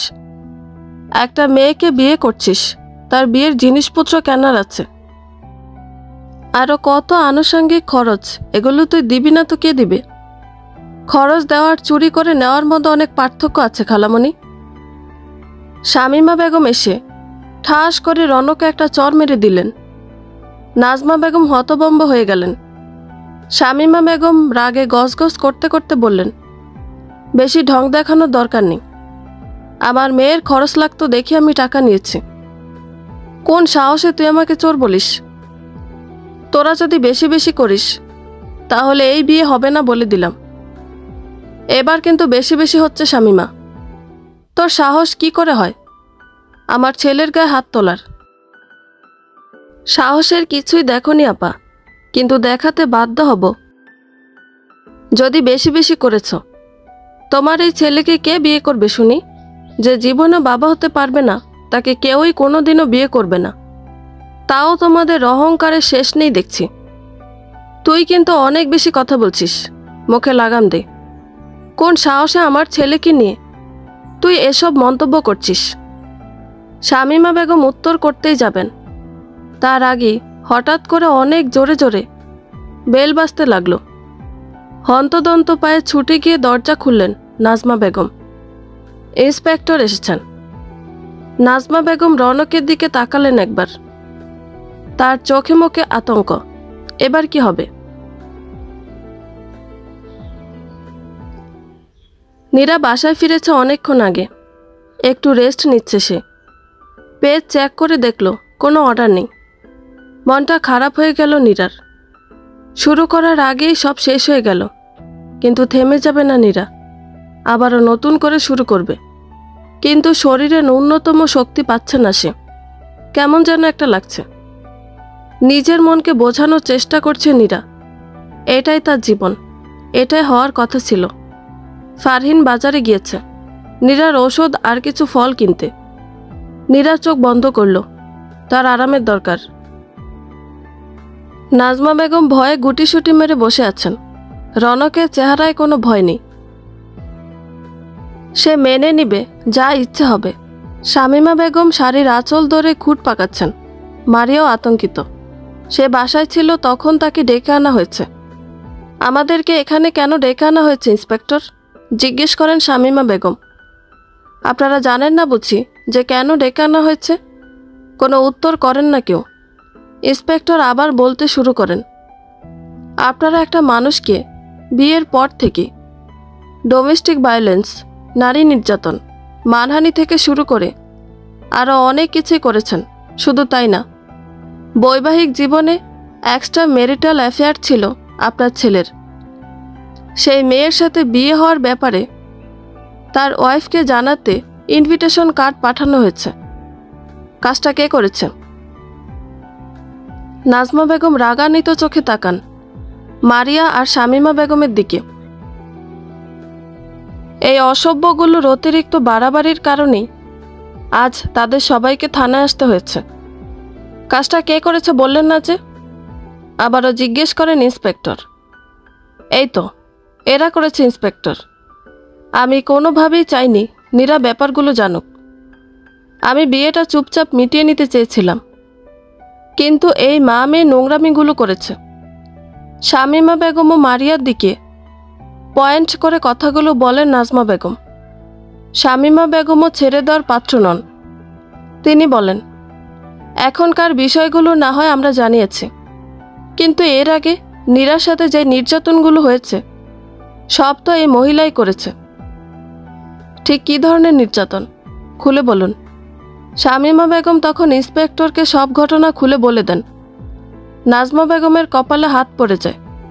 শেষে তার নিজের বোন এত বড় শত্রুতা করল। ঝগড়া লেগে যায় নাজমা বেগম আর শামীমা বেগমের মাঝখানে। রনক চুপচাপ দেখছে। সে জানত যে বোনের জন্য তার মা এত করেন, সেই বোনই তাকে এভাবে টিস করবে। তাই এখন যা হচ্ছে সেটা নাজমা বেগমের প্রাপ্য। ইন্সপেক্টর বুঝে যান এদের কাদা ছোড়াছুড়ি শেষ হবে না। তাই তিনি নীরাকে ফোন দিয়ে ব্যাপারটা জানান। তবে নীরা সাফ জানিয়ে দেয় সে ওই পরিবারের ওপর না তো কোনো কেস করতে চায়, আর না তো ওদের ব্যাপারে কিছু জানতে চায়। ইন্সপেক্টর নীরাকে এটাও জানান যে রনক ডিভোর্স পেপারে সাইন করে দিয়েছে। আরও একবার ধাক্কা খায় নীরা, তবে নিজেকে সামলে বলে পেপারটা তার কাছে পাঠিয়ে দিতে সেও সাইন করবে। বলেই কল কেটে দেয় সে। রনক সব শুনে, তার চোখ থেকে পানি পড়ে। নীরা নিশ্চয়ই অনেক রাগ করেছে, না হলে এভাবে সাইন করার কথা তো বলতো না। থানা থেকে বের হয়ে আসেন সবাই। শামীমা বেগম মারিয়াকে নিয়ে বাসায় চলে যান। রনকের চেহারায় টেনশন ফুটে উঠেছে, কারণ ভিতরে ঝগড়া করার সময় বিয়েটা ভেঙে দেওয়া হয়েছে। এবার সে কিভাবে মারিয়ার মুখ থেকে সত্য কথা বের করবে? আর মাকে যদি বলে সত্য বলতে, তিনি কিছুতেই সেটা করবেন না। এখন কিভাবে সে নীরার কাছে প্রমাণ করবে সে যে নির্দোষ? মাথা এলোমেলো হয়ে যায় তার। সে তার মাকে রাগ দেখিয়ে চলে যায়। নাজমা বেগম একাই বাসায় ফিরেন। ডুকরে কেঁদে ওঠেন তিনি। বিয়েটা তো ভাঙলই, সাথে তার এতগুলো টাকা নষ্ট হলো। আবার এলাকায় মানসম্মানও গেল। সব হলো ওই নীরার জন্য। তিনি মনে মনে সিদ্ধান্ত নিয়ে ফেললেন তিনি নীরাকে ছাড়বেন না। বিকাল 4টা বাজে। রনকের মাথা ফেটে যাচ্ছে রাগে। নাহিয়ান বলল, রাগ দেখিয়ে লাভ নেই, তোকে এখন ঠান্ডা মাথায় ভাবতে হবে। কি করবি সেটাই তো বুঝতে পারছি না। আমার কাছে একটা আইডিয়া আছে। কি আইডিয়া? নাহিয়ান তখন রনককে তার আইডিয়ার ব্যাপারে বলে। রনক খুশিতে ফেটে পড়ে। সে সাথে সাথে মারিয়াকে কল করে। কোথায় তুমি? বাসায়। আমার কিছুই ভালো লাগছে না তোমাকে ছাড়া। বিয়েটা কি তাহলে আর হবে না? কে বলেছ হবে না? অবশ্যই হবে। মানে? রনক তখন মারিয়াকে একটা ঠিকানা দিয়ে সেখানে যেতে বলে। সে মারিয়াকে বলে আজই তারা কাজী অফিসে গিয়ে বিয়ে করবে। মারিয়া রনকের কথা মতো চলে আসে সেই ঠিকানায়। রনক তাকে নিয়ে একটা রেস্তোরাঁতে যায়। মারিয়াকে বসিয়ে রেখে সে দুটো কোল্ড ড্রিঙ্ক আনতে যায়। নিজেটা আলাদা করে রেখে মারিয়াটাতে সেই মেডিসিনটা মিলিয়ে দেয় সে। এরপর ফিরে এসে মারিয়ার সাথে কথা বলতে থাকে। মারিয়াও একটু একটু করে পুরো ড্রিঙ্কটা শেষ করে। রনক তার সাথে কথাবার্তা শেষ করে যখন বুঝতে পারে মেডিসিনটা কাজ করছে, তখন সে মারিয়াকে নিয়ে রেস্টুরেন্ট থেকে বের হয়ে যায় এবং নাহিয়ানের বাসায় নিয়ে যায়। মারিয়া জিজ্ঞেস করে, এখানে কেন? আমরা না কাজী অফিসে যাচ্ছি। রনক একটি রহস্যময় হাসি দেয়। মারিয়াকে বোঝায় তার উদ্দেশ্য কি। আর কিছুক্ষণ পর তো আমরা বিয়েই করব। এখনই যদি এক হয়ে যায় সমস্যা কোথায়? শিওর রনক? অবভিয়াসলি। জিজ্ঞেস করছো কেন? তার মানে যেই দিনটা পাওয়ার জন্য আমি এত কষ্ট করেছি সেটা ফাইনালি চলে এসেছে। হ্যাঁ, কিন্তু একটা জিনিস বুঝতে পারলাম না। কি? আজকেই কি আমাদের ফার্স্ট টাইম নাকি সেদিন রাতেও কিছু হয়েছিল? মারিয়া চুপ করে থাকে। রনক বলে, থাক, আমাদের ভালোবাসার প্রথম মুহূর্ত সম্পর্কে যদি আমার জানার অধিকারই না থাকে তাহলে আর কি করার? একটু মন খারাপ করে বলে রনক, আরে না না, ওই রকম কিছুই হয়নি। তাহলে তুমি যে ওই ছবিগুলো তুললে, ওগুলো এমনি। আরে বলো না, আমি জানতে চাই আমাকে পেতে তুমি কত কষ্ট করেছ। মারিয়া এবার এক এক করে সব সত্য উগরিয়ে দেয় যে কিভাবে রনকের ড্রিঙ্ক স্পাইক করে সে ওই ছবিগুলো তুলেছিল। মারিয়া এবার রনকের কাছে আসার চেষ্টা করে, কিন্তু রনক একটা শয়তানি হাসি দিয়ে অনেক জোরে মারিয়াকে থাপ্পড় মারে।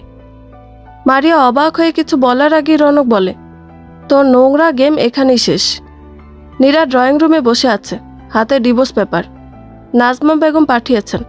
নীরার এবার আর কোনো হেলদোল হয়নি। কেন বারবার একই বিষয় নিয়ে নিজেকে অসুস্থ করবে সে? কোনো মানেই হয় না এসবের। তাছাড়া এটা তো জানা কথা যে তাকে ছেড়ে বিয়ে করার জন্য এমন মরিয়া হয়ে যাচ্ছে। সে তো আগেই সাইনটা করবে। নীরা কিচেনে চলে যায়, কাজ শুরু করে দেয় নিজের। ফারহিন বাসায় নেই, জব ইন্টারভিউর জন্য অ্যাপ্লাই করেই যাচ্ছে মেয়েটা। নীরার একটু খারাপ লাগে ফারহিনের সাথে অমন ব্যবহার করায়, কিন্তু ফারহিনেরও বোঝা উচিত নীরা এদের ঝামেলায় পড়তেই চায় না। সে এক থাকতে চায়, আলাদা। হঠাৎ কলিং বেল বাজে। নীরা কাজ রেখে দরজা খুলতে যায়। দরজা খোলার পরই বাকরুদ্ধ হয়ে যায় নীরা। হতবাক হয়ে কিছুক্ষণ চেয়ে থেকে একটা ঢোক গিলে বলে, তো তুমি? নীরাকে কোনো কথা বলার সুযোগ না দিয়ে বাসায় ঢুকে পড়ে রনক। মারিয়া কাঁদছে, তার চোখ মুখ উপচে পানি পড়ছে। শামীমা বেগম বিরক্ত হয়ে আরও একটা চড় মেরে দিলেন মারিয়াকে। এবার শান্তি হয়েছে তোর? বেয়াদব কোথাকার। নিজের বংশের মুখে চুনকালি মারতে যাচ্ছিলি। তোকে বলেছিলাম না ওই ছেলে তোকে বিয়ে করবে না? সব কিছু ওর চাল ছিল। এখন কি করব আমরা? সম্পত্তিও হাতছাড়া হলো তোর বোকামির কারণে, সব ফাঁস হয়ে গেল। মারিয়া কেঁদেই চলেছে। তার বিশ্বাস হচ্ছে না রনক তাকে এভাবে ধোকা দিল। রনক যখন ওই সময় ধাক্কা দিয়ে মারিয়াকে ফেলে দেয়, সে হতবাক হয়ে জিজ্ঞেস করে, কেন রনক এমন করছে? রনক তখন নিজের প্ল্যানের ব্যাপারে জানায় যে নীরাকে ফেরত পেতে এবং তার সামনে নিজেকে নির্দোষ প্রমাণ করতে কিভাবে সে মারিয়াকে ফাঁসিয়েছে। মারিয়ার বিশ্বাস হচ্ছে না কিভাবে সে এত বড় বোকা বনে গেল। কেন যে সে রনককে বিশ্বাস করতে গেল? না করলে আজ এভাবে ফাঁসতে হতো না। রাগে ফুঁসতে থাকে মারিয়া, আবার কষ্টও হয় তার। সে কি তাহলে রনককে আর পাবে না? শামীমা বেগমও মারাত্মক রেগে আছেন। নাফিয়া পড়তে বসেছে। বিরক্ত লাগছে তার এসব নাটক। রনক তো তার নিজেরই ভাই। সে তো আগে থেকেই জানতো রনক কেমন নোংরা মানসিকতার। নীরা এসব জানে না, তবে স্কুল কলেজে নীরা ছাড়াও রনকের আরও অনেক গার্লফ্রেন্ড ছিল। নীরার কাছে লুকিয়ে রনক এদের সাথে প্রেম করলো। কেন যে বিয়েটা নীরাকে করেছে বুঝতে পারে না নাফিয়া। অবাক লাগে তার। শামীমা বেগম ফুঁসে উঠে বলেন, এর জবাব ওদের দিতে হবে। মানহানির মামলা করব আমরা। এভাবে ছেড়ে দিব না আমি ওদের। এত সহজে না। নাজমা বেগম না পারছেন কাঁদতে, না পারছেন সইতে। এতগুলো টাকা নষ্ট হয়ে গেল। বিয়েটা তো হলো না, উল্টা সমাজে আবারও নাক কাটা গেল তার। এই তো কালকে এলাকার এক ভাবি বলছিলেন, এই নোংরা পরিবার যেখানে খালাতো বোনই খালাতো ভাইয়ের সংসার ভাঙার চেষ্টা করে সেখানে কে মেয়ে বিয়ে দিবে? নাজমা বেগম টেনশনে পড়ে যান। তার রনকটা কি তাহলে সারা জীবনই এমন থেকে যাবে? কত অদ্ভুত মানুষ নাজমা বেগম। এখনো শুধু নিজের ছেলের বিয়ে দেওয়া নিয়ে পড়ে আছেন তিনি। একবারও ভাবছেন না যে তার নিজের করা অন্যায়ের ফল পেয়েছেন তিনি। ঘণ্টাখানেক ধরে সোফায় বসে আছে নীরা, চোখে মুখে বিরক্তি। যদিও রনকের উচিত বের হয়ে যাওয়া, তবে সে নিজেও বের হচ্ছে না। নীরাকেও বাড়ি ছেড়ে বের হতে দিচ্ছে না। চাইলেও নীরা বের হয়ে যেতে পারছে না। রনক বারবার তাকে আটকাচ্ছে। আর সে চাচ্ছে না রনক তাকে স্পর্শ করুক। রনক নিজের কথা অনর, সে কোনো দোষ করেনি, অতএব তাকে শাস্তি দেওয়ার কোনো মানেই হয় না। এখান থেকে চলে যাও, এটাই ভালো হবে তোমার জন্য। নীরবতা ভেঙে বলে ওঠে নীরা, আমি যাব না। তোমার কানে কথা ঢোকে না? আমি তোমার সাথে কথা বলতে চাই না, চুপচাপ চলে যাও। এইসব ছাড়া আর কিছু পারো তুমি? কোন সব? এই যে মানুষকে অপবাদ দিয়ে চলে যাও, মানে তোমার কথা মতোই সব হবে, তুমি যা বলবে তাই। অন্যরা কি ভাবলো, তাদের কি হলো, একবারও চিন্তা করবে না? তোমার জরুরি কোনো কথা যে নেই সেটা আমার জানা আছে। তুমি আমার সময় নষ্ট করা ছাড়া আর কিছুই করছো না। চলে যেতে পারো। আমি বলেছি আমি যাব না। কেন? ডিভোর্স পেপারে সাইন করে পাঠিয়ে দিয়েছ। এতই জলদি ছিল তোমার বিয়ে করার, এত ইচ্ছা ছিল, এখন কেন নাটক দেখাতে আসছো? আমাকে বাধ্য হয়ে সাইন করতে হয়েছে। কিসের এত বাধ্যতা ছিল তোমার? আমি যদি প্ল্যান করে এসব না করতাম তাহলে কোনোভাবেই নিজের নির্দোষ হওয়ার প্রমাণ জোগাড় করতে পারতাম না। অনেক হয়েছে। নীরা উঠে দাঁড়ায়, বের হয়ে যেতে নেয় সে। কোনোভাবেই রনককে আর প্রশ্রয় দেওয়া উচিত না। রনকও নাছোড়বান্দা, সুন্দর মতো নীরাকে পিছন থেকে ঘাপটি মেরে ধরে। নীরা অবাক হয়ে ছোট বাচ্চার মতো হাত পা নাড়াতে থাকে, চিল্লিয়ে বলে, এটা কি হচ্ছে? কি হচ্ছে? হ্যাঁ, ছাড়ো, ছাড়তে বলেছি, ছাড়ো। রনক হাসতে থাকে, তার চাইনিজদের মতো চোখগুলো ভিতরে ঢুকে যায়। তোমাকে আজকে ছাড়বো না, সরি। রনক ভালো হচ্ছে না কিন্তু, ছেড়ে দাও। নীরা অনেক জোরে চিল্লাতে শুরু করে এবং হাত পা নাড়াতে শুরু করে। এক পর্যায়ে ভুলবশত রনকের পেটে লাথি দিয়ে বসে সে। ব্যথায় কোকিয়ে ওঠে রনক। নীরা থেমে যায়। রনক আর্তনাদ করে সোফায় বসে পড়ে। নীরা সাথে সাথে পিছনে ঘুরে তাকে চেক করে। তোমাকে বলেইছিলাম আমাকে ছেড়ে দিতে, কি হলো দেখলে? রনক তখনও কোনো কথা বলছে না, চুপচাপ মুখ ফুলিয়ে বসে আছে। রনক, তোমার যদি এখানে কোনো কাজ না থাকে তাহলে চলে যেতে পারো। তুমি আমার যাওয়ার জন্য এত ব্যস্ত হয়েছ কেন? তোমার ফ্রেন্ড আসবে নাকি? কি যেন নাম? ফাহিম। নীরা রাগে চোখ মুখ খিচে বন্ধ করে ফেলল। এটাই তো রনকের সমস্যা।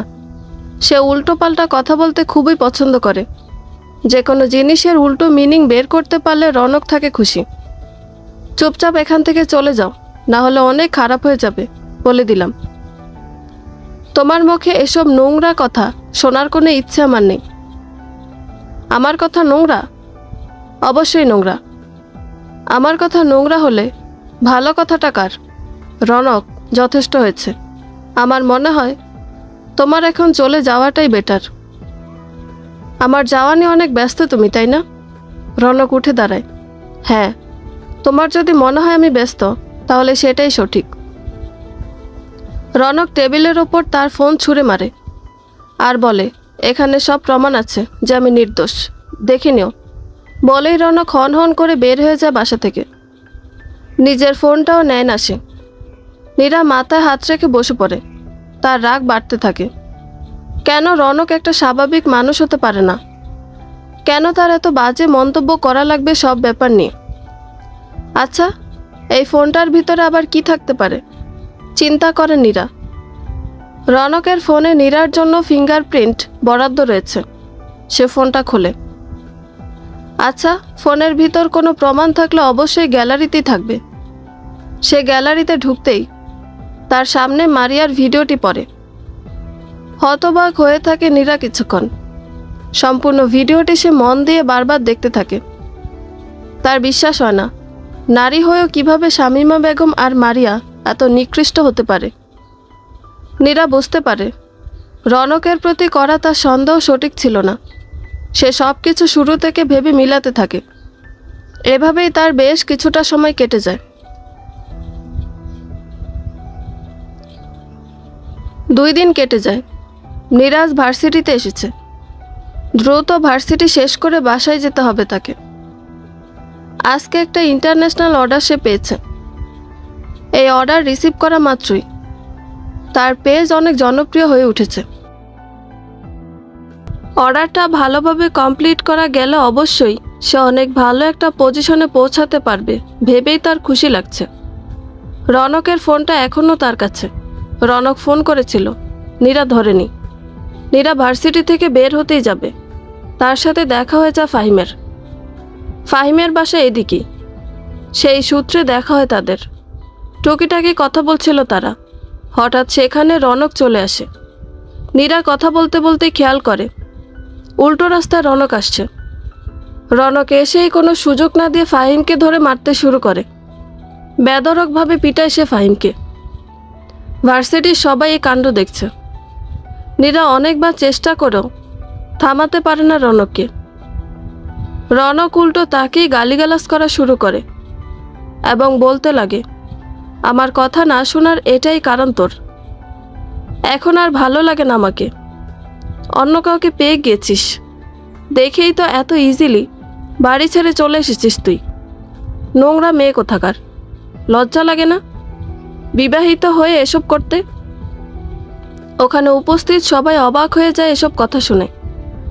নীরার চোখ থেকে পানি পড়তে থাকে। ফাহিম ছেলেটা এমনিতেই রনকের চেয়ে হাইটে ছোট আর অনেক চিকন, তাই এত মার খেয়েও সে পাল্টা প্রতিবাদ করতে পারে না। তবুও বলে ওঠে, তোমার আমাকে মারা দরকার, মারছ, কিন্তু নীরাকে এভাবে সবার সামনে অপমান কেন করছো? এই কথা শুনে রনক আরও রেগে গেল। ফাহিমকে মাটিতে ফেলে এলো পাথারি মারতে লাগলো। ফাহিমের নাক মুখ ফেটে রক্ত বের হতে লাগলো। রনক বলল, 9 বছর থেকেছি আমি ওর সাথে, বিয়ে করেছি 3 বছর। এছাড়াও ছোটবেলা থেকে ওকে আমি চিনি। তোর সাহস কিভাবে হয় ওর হয়ে আমার সামনে ওকালতি করার? আমার চেয়ে বেশি দরদ উতলিয়ে পড়ছে তোর। নীরার 2 চোখে অশ্রু। আশেপাশের মানুষ হেসেই কুটি কুটি হয়ে যাচ্ছে। অনেকে তো নীরাকে টোল করে কথাও বলছে। একটা ছেলে হুট করে বলে উঠল, কতটা নোংরা মেয়ে মানুষ হলে ভাতার রেখে নাগদ ধরে বেড়ায়। এই মেয়ে নিশ্চয়ই শাহবাগী। ছেলেটার কথা শুনে উপস্থিত কিছু মেয়ে হাসতে হাসতে গড়িয়ে পড়ছে। এরা এমনিতেই নীরার পিছনে লেগে থাকে। আজকে থেকে আরেকটা কারণ পেয়ে গেল নীরার পিছনে লেগে থাকার। ছেলেটির কথা শুনে রনক ফাহিমকে ছেড়ে দিল। হাতের মুঠো শক্ত করে সে এবার ছেলেটির দিকে তেড়ে গেল। সে ছেলেটির গায়ে হাত তুলতেই যাবে, তার আগেই নীরা এসে কষিয়ে রনককে একটা চড় মারল। রনক হতভম্ব হয়ে গালে হাত দিয়ে দাঁড়িয়ে আছে। সে কোনো কিছু বলতেই যাবে, তার আগে নীরা তার আরেক গালে চড় মারল। চোখের পানি, বুকে জমে থাকা কষ্ট আর রাগ সব একত্রে মিশ্রিত হয়ে ফুটে উঠেছে নীরার মুখপানে। ঝাঁঝালো কণ্ঠে নীরা বলল, এমনি তো আমি তোমার কাছে ফিরে আসব না, কারণ আমার আত্মসম্মান সবার আগে। আমি ভেবেছিলাম অন্তত তোমার ভুলের জন্য তোমাকে ক্ষমা করাই যায়।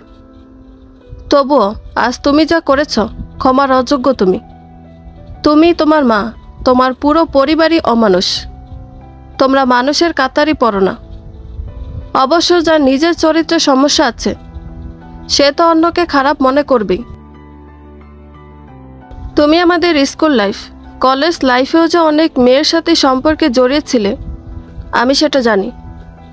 তবু আমি চুপচাপ সব হজম করেছি, কারণ আমার যাওয়ার কোনো জায়গা নেই। আজকের পর থেকে যেন তোমাকে আমি আর না দেখি। ডিভোর্স পেপারে সাইন করে দেব। ভালো থেকো। বলেই নীরা আর 1 সেকেন্ডও দাঁড়ায় না। ফাহিমকে মাটি থেকে কোনো মতে উঠিয়ে বের হয়ে যায় ক্যাম্পাস থেকে। ছেলেটার অবস্থা বেহাল। যে করে হোক তাকে হাসপাতালে নিতে হবে। রনক দাঁড়িয়ে থাকে চুপচাপ। তার মাথায় এতক্ষণে হুঁশ আসে সে কি করেছে। তবে এখন চাইলেও নীরার কাছে মাপ চাওয়া যাবে না, কারণ নীরা মাফ করবেও না। রনক চুপচাপ হেঁটে ওখান থেকে চলে আসে। আশেপাশের মানুষ কানাঘুষা করতেই থাকে। ওই ঘটনার পর 1 মাস হয়ে গিয়েছে। নীরা ভার্সিটিতে 1 মাস আর যায়নি। তাকে কল করা হয়েছিল। কাল তাকে মাস্ট যেতেই হবে বলে দিয়েছেন ফ্যাকাল্টি মেম্বাররা। না গিয়ে তো উপায় নেই। রনকের করা নোংরামি তো নীরাকেই পরিষ্কার করতে হবে। ফ্যাকাল্টির সামনে জবাব দিয়ে তাকেই করতে হবে। তবে আল্লাহ একদিক থেকে ধৈর্যের পরীক্ষা নিলে অন্যদিকে সফলতা দেন। নীরার বড় অর্ডারটা সফল হয়েছিল। এখন সে দেশব্যাপী পরিচিতি পেয়েছে। বড় বড় ইনফ্লুয়েন্সারদের পিআর পাঠিয়ে তার পেজটাকে বড় করেছে সে। ফাহিম এখন কিছুটা সুস্থ। বেচারার মার খেয়ে নাজেহাল অবস্থা হয়ে গিয়েছিল। ফাহিম নিজের বাড়িতে জানায়নি এ ব্যাপারে।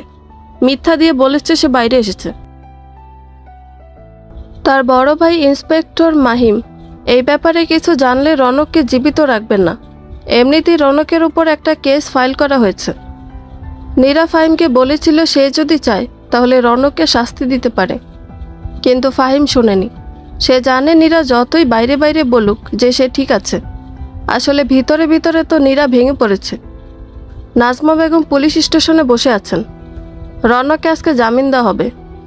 মারিয়া ও শামীমা বেগম রনকের উপরে মিথ্যা কেস করেছিলেন। প্রথম 20 দিন তো একাই থানার চক্কর কেটেছেন নাজমা বেগম। পরে তার বড় ছেলে নাবিল এসে উকিলের মাধ্যমে রনকের নির্দোষ হওয়ার ব্যাপারটা প্রমাণ করে। রনকের ব্যাপারে আসলে একটা না, দুটো কেস আছে। প্রথমটা নীরার এবং বাকি একটা নীরার ভার্সিটির পরিবেশ নষ্ট করার জন্য। ইন্সপেক্টর মাহিম ইচ্ছে করে রনককে এতদিন আটকে রেখেছেন। ফাহিম ভেবেছে সে মাহিমকে কিছু বলেনি, মানে মাহিম জানে না। আসলে মাহিম সেদিনই খবর পেয়েছিলেন, তাই রনকের কাছ থেকে এভাবে শোধ তোলার পরিকল্পনা করেন তিনি। নাবিল পুলিশ স্টেশনে এসে হতবাক হয়ে যায়। এই কি অবস্থা তার মা আর ভাইয়ের। তার নিজের কাছে একটু খারাপ লাগতে শুরু করে। নাজমা বেগমের চোখের নিচে কালো দাগ পরে ভর্তি হয়ে গিয়েছে। কবে থেকে না খেয়ে আছেন ঠিক নেই। মোটাসোটা শরীরটা একেবারে শুকিয়ে শেষ। চেহারায় সেই তেজ নেই। রনকের যখন বেল হলো তার অবস্থা দেখে অবাক হয়ে গেল নাবিল। লম্বা চড়া ছেলেটা শুকিয়ে একেবারে কঙ্কাল হয়ে গিয়েছে। পুরো চেহারা ভর্তি দাড়ি, চোখের নিচে কালো দাগ। এরা কি একে ঠিকভাবে খেতে দেয়নি? রনকের জামিন করিয়ে বাসায় ফিরে আসে নাবিল। সে কল করে নিজের শ্বশুর বাড়িতে জানিয়ে দেয় নেহাকেও এখানে পাঠাতে। নেহা আসতে আপত্তি করে না। সে ধারণা করে তার শাশুড়ি হয়তো এখন ভদ্র হয়ে গিয়েছেন। বাসায় এসে আগে ভালো মন্দ রান্না করেন নাজমা বেগম যতটুকু পারেন।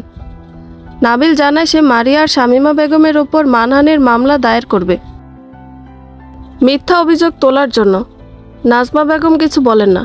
তিনি ভুলে গেছেন তার যে কোনো ছোট বোন আছে। নাবিল যা করতে চায় করুক। রনকের সামনে খাবার দেয়া হলে সে খায় না। খিদে নেই বলে বাড়ি থেকে বের হয়ে যায়। এলাকার লোকজন রনককে দেখে হাসি তামাশায় ফেটে পড়ে। পাত্তা দেয় না রনক। নাহিয়ানের বাসায় গিয়ে চুপচাপ শুয়ে পড়ে। অনেকদিন ঘুমানো হয় না তার। নীরা নিজের পেজের মেসেজগুলো চেক করছিল। এর মধ্যে একটা অর্ডার তার কাছে বেশ বড় মনে হয়। সে অর্ডারটা রিসিভ করে ফেলে। নীরা জানতো না এটা তার জন্য কত বড় বিপদ ডেকে আনবে। অর্ডারটা আসলে মারিয়া করেছে নিজের ফেক অ্যাকাউন্ট থেকে। মারিয়ার এবারে চক্রান্ত হলো নীরাকে শায়েস্তা করা। সে প্ল্যান করে রেখেছে নীরার পেজ থেকে খাবার নিয়ে নিজের টিকটক অ্যাকাউন্টে নীরার জন্য ক্ষতিকর রিভিউ দিবে। মনে মনে অনেক খুশি মারিয়া। এবার নীরাকেও একটা শাস্তি দেওয়া যাবে ভেবে আনন্দ হয় তার। নীরা অর্ডারটা রিসিভ করে সে অনুযায়ী কাজ শুরু করে দেয়। মন দিয়ে পরিশ্রম করতে থাকে সে। ফারহিনের সাথে ফাহিমের এখন একটা ভালো বন্ডিং হয়েছে। দুইজন প্রায়ই ঘুরতে বের হয়। ভালোই লাগে নীরার। সে না পেলেও তার বান্ধবী যদি নিজের ভালোবাসার মানুষটাকে খুঁজে পায় তাতে দোষ কি? হঠাৎ বেল বেজে ওঠে। নীরা মনে করে ফারহিন এসেছে। সে দ্রুত গিয়ে দরজা খোলে, কিন্তু অবাক হয়ে যায় নীরা। দরজার ওপাশে বিধ্বস্ত অবস্থায় রনক দাঁড়িয়ে আছে। সে পড়ে যেতে নিলে নীরা ধরে ফেলে তাকে। রনকের এরকম বিধ্বস্ত অবস্থা দেখে অবাক হয়ে যায় নীরা। যেহেতু ওই ঘটনার 1 মাস হয়ে গিয়েছে, তাই নীরার রাগ কিছুটা কমেছে। তবুও সে ভুলে যায়নি তার সাথে করা অন্যায়ের কথা। সৌজন্যের খাতিরে রনককে ধরে ফেলে সে। রনক তখনও পড়ে যাচ্ছে। নীরা তাকে ভিতরে বসিয়ে 1 গ্লাস পানি এগিয়ে দেয়। রনক পানি খায় না। নীরার দিকে বিধ্বস্ত নজরে তাকিয়ে বলে, আমি তোমার বেশি সময় নিব না, আমাকে একটু খেতে দিবে? নীরা অবাক হয়ে যায় এরকম অদ্ভুত আবদার শুনে। সে কি বলবে বুঝে উঠতে পারে না। আল্লাহর প্রতিটা বান্দাকে সাহায্য করা উচিত। সে কি করে রনককে ফিরিয়ে দেবে? কিন্তু রনক এভাবে খাবার চাইছে কেন? সে কি বাড়িতে খায়নি? আর তার অবস্থাই বা এমন কেন? তো তরকারি এখনো রান্না হয়নি, ভাত আছে। তরকারি রান্না হতে একটু সময় লাগবে। আমতা আমতা করে বলে নীরা, তরকারির দরকার নেই, ডিম ভেজে দিলেও হবে। নীরা দাঁড়ায় না, দ্রুত কিচেনে গিয়ে ডিম ভেজে ভাত নিয়ে আসে। নীরা নিজের কাছে বিরক্ত লাগে যে সে রনকের জন্য রান্না করছে, কিন্তু কি একটা অদ্ভুত শক্তি আটকে রেখেছে নীরাকে। সে চাইলেও রনকে কিছু বলতে পারছে না, কিন্তু কেন যে সে রনকের কাজ করে দিচ্ছে এটার কারণেই তার রাগ উঠছে নিজের উপর। রনক দ্রুত ভাত খেয়ে শেষ করে, এমন করে খাচ্ছিল যেন অনেক দিন ধরে না খেয়ে আছে সে। ভাত খাওয়া শেষ হলে সমস্ত গ্লাসের পানিটা গলায় চালান করে দেয় রনক। একটু হাফ নিয়ে নীরার দিকে করুণার নজরে তাকায়, বলে, কাল সম্ভব হলে তোমার ভার্সিটির সামনের ক্যাফেটাতে থেকো, কথা আছে তোমার সাথে। আমি বেশি সময় নিব না, মাত্র কিছু সময়, বাকিটা তোমার ইচ্ছা। কে জানে আবার কথা বলার সুযোগ নাও হতে পারে। বলেই ধীরে ধীরে হেঁটে বাসা থেকে বের হয়ে যায় রনক। নীরা বোকার মতো চেয়ে থাকে। কি বোঝাতে চাইল রনক? তার কথার মধ্যে কি ছিল যে নীরা প্রতিবাদ করে কিছু বলতেও পারল না? সে তো রনকের কোনো কিছুর মধ্যেই থাকতে চায় না, তবে মানা করতে পারল না কেন ভেবে পায় না নীরা। রনক চলে যাওয়ার পর নীরা আবারও কাজে লেগে পড়ে। সে যে বড় অর্ডারটা পেয়েছে সেটা কমপ্লিট করা অনেক মন লাগিয়ে রাইডারকে খাবারের ডালা বুঝিয়ে দিয়ে বাসায় ফিরে আসে নীরা। রনকের কথাগুলো তখনও তার মাথায় ঘুরছে। ঘড়ির দিকে তাকিয়ে খেয়াল করে দুপুর 2টা বাজে। নীরার হঠাৎ করে অসুস্থ বোধ হতে লাগে, তবুও পেজের সমস্ত ছোট বড় মেসেজ চেক করে সেই প্রিপারেশন নিয়ে রাখে নীরা। এরপর বাসা পরিষ্কার করে রাতে রান্না করতে করতে একেবারে 10টা বেজে যায়। ফারহিন বাসায় চলে এসেছে। দুজনে মিলে রাতের খাবার খেয়ে ঘুমিয়ে পড়ে। নাজমা বেগমের একটু আরাম হয়েছে। নেহা কোনো কাজ না করলেও নিজের বাসা থেকে কাজের স্টাফদের নিয়ে এসেছে, এরাই এখন সব কাজ করে দিচ্ছে। নাজমা বেগম তাই আরাম করার সুযোগ পেয়েছেন একটু। সব কিছু ধীরে ধীরে ঠিক হয়ে যাবে মনে মনে ভাবেন নাজমা বেগম। একটু শান্তি পান তিনি যে তার ছেলে ফেরত এসেছে। রনক বাসায় ফিরে অনেক রাত করে এসেই রুমে ঢুকে ঘুমিয়ে পড়ে সে। সকালে দ্রুত বাসা থেকে বের হতে হবে তার। নীরার সাথে দেখা করতে হবে। ড্রয়িং রুমে মাথায় হাত দিয়ে বসে আছে নীরা। 2 চোখের পানি শুকিয়ে গেছে। এত কষ্ট করে যে পরিশ্রমের ফল সে পেয়েছিল সেটা নিমিষেই শেষ হয়ে গেছে। অনেক ভোরে ঘুম থেকে উঠে যায় নীরা। আজ তাকে ভার্সিটিতে যেতে হবে। রাইডারের কাছে অর্ডার বুঝিয়ে আবার রনকের সাথেও দেখা করতে হবে। ঘুম থেকে উঠে সব কাজ শেষ করে নীরা নিজের পেজের ইনবক্সে ঢুকে কয়েকটা মেসেজ চেক করেই তার মাথা খারাপ হয়ে যায়। সবাই অকথ্য ভাষায় গালিগালাজ করছে তাকে। পেজের প্রতিটা পোস্টের কমেন্টেও একই অবস্থা। নীরার হাত পা অবশ হয়ে আসে। সে বুঝে উঠতে পারে না কি করবে। ফারহিন তাই নীরাকে এসব আর দেখতে দেয় না। নিজেই ফেসবুকে ঢুকে ব্যাপারটা ঘেঁটে দেখে। কাহিনী হলো, নীরার কাছে আগের দিন যে অর্ডারটা এসেছিল সেটা মারিয়া করেছিল। আর ফাহিম আগেই জানিয়েছে মারিয়া টিকটকে অনেক ফেমাস। সেই পপুলারিটি কাজে লাগিয়ে মারিয়া খাবারের একটা মারাত্মক বাজে রিভিউ দিয়েছে এবং এটাও বলেছে যে নীরার বানানো খাবারে নাকি তেলাপোকা সহ বিভিন্ন ক্ষতিকর জিনিস পাওয়া গিয়েছে।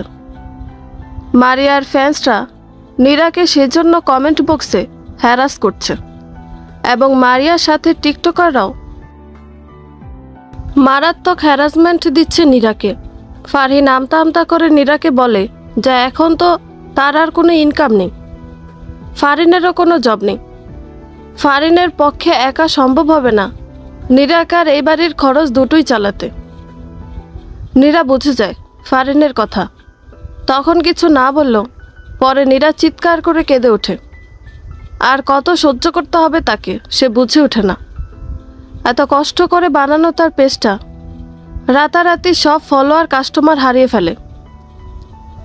মারিয়া নিজের ওই ভিডিওতে এটাও জানায় যে সে নীরার এগেনস্টে কেস করবে। নীরা দিশেহারা হয়ে পড়ে। রনকের সাথে দেখা করার কথা ভুলে যায় সে।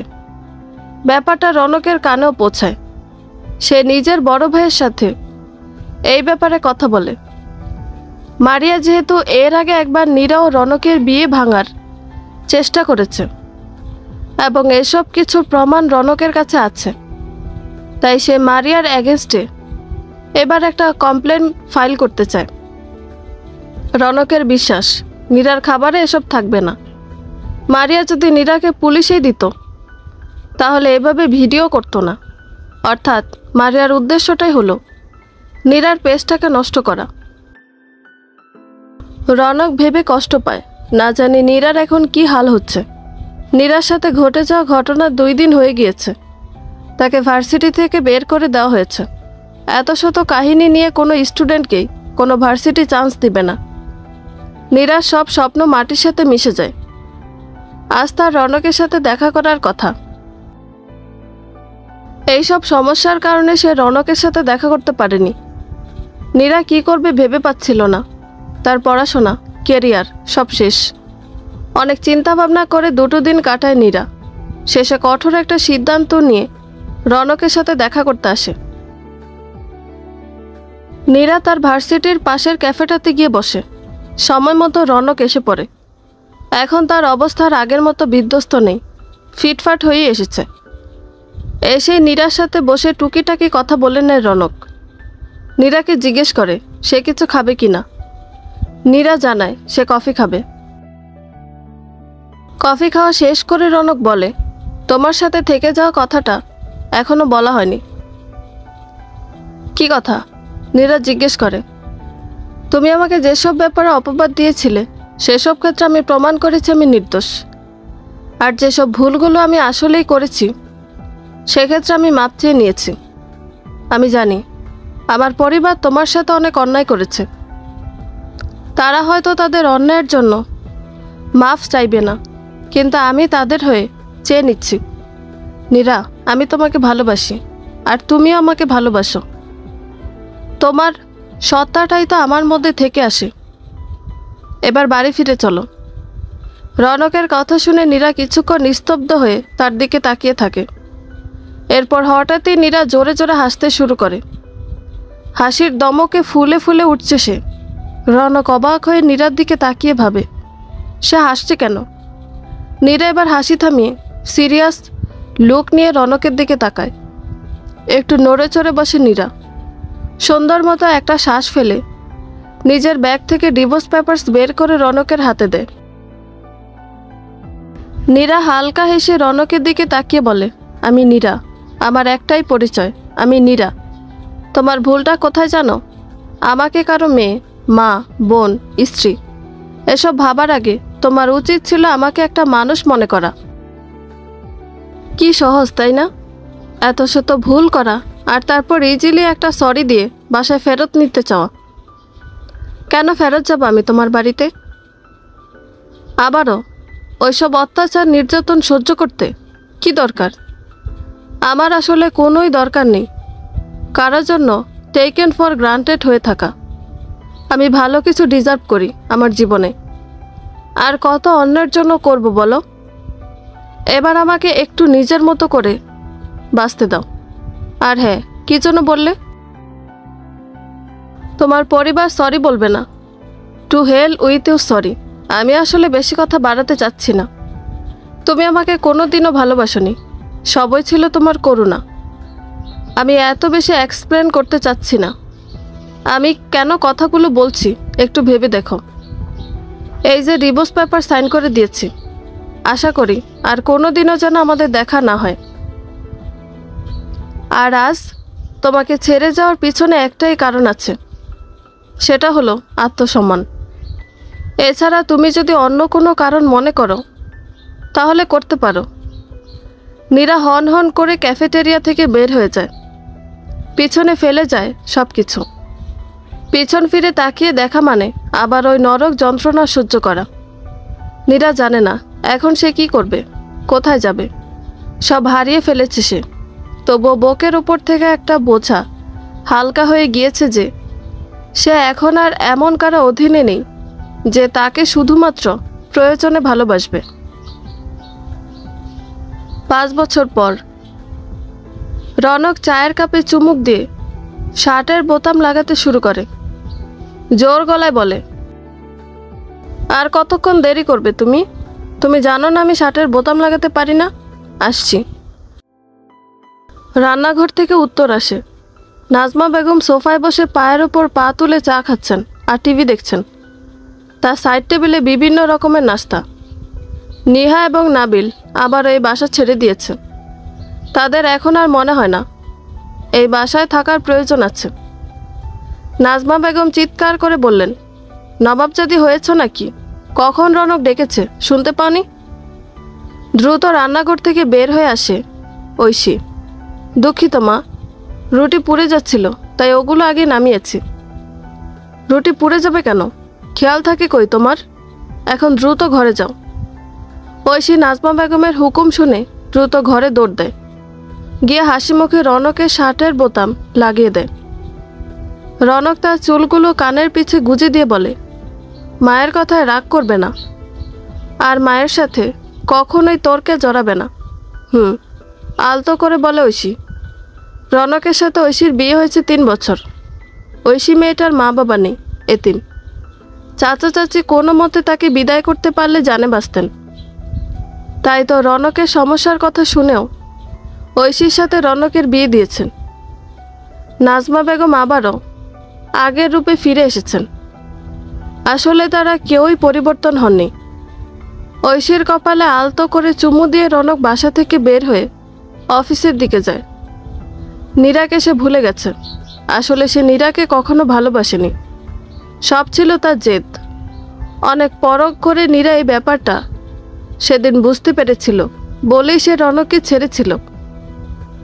সেদিন রনক আর কাঁদেনি। বাসায় এসে নিজের নতুন জীবন শুরু করার সিদ্ধান্ত নেয় সে। খুশি মনে অফিসে যায় রনক। নিউ ইয়র্ক শহরে রাস্তার এক পাশ দিয়ে হেঁটে যাচ্ছিল নীরা। হুট করে একটা মেয়ে তার কাছে এসে ইংলিশ ভাষায় জিজ্ঞেস করে সে শেফ নীরা কিনা। নীরা হেসে হ্যাঁ উত্তর করলে মেয়েটা তার সাথে একটা ছবি তোলে এবং অটোগ্রাফ নিয়ে চলে যায়।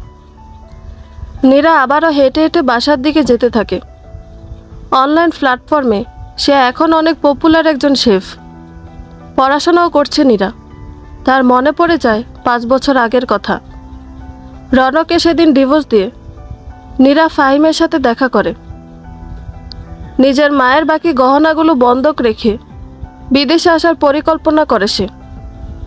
মারিয়ার ওপর অবশ্য পরে কেস ফাইল করা হয় এবং নীরা নির্দোষ প্রমাণিত হয়।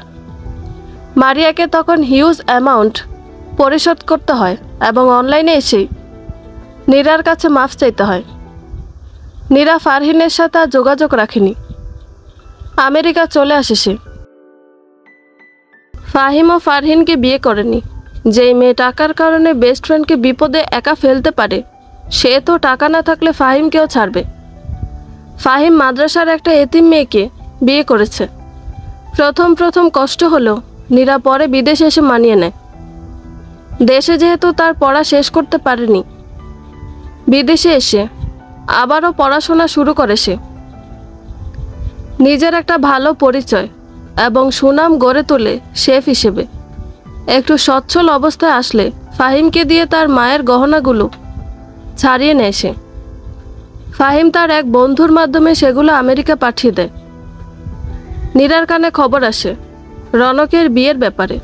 তবে কষ্ট পায় না নীরা। মন খুলে দোয়া করে দেয় সে রনকের জন্য। নীরা বিয়ে করেনি আর করার প্রয়োজনও মনে করে না সে। নীরারা এরকমই। তাদের কারো সহায়তার প্রয়োজন হয় না, কারো নামের প্রয়োজন হয় না, বাঁচার জন্য কাউকে দরকার হয় না।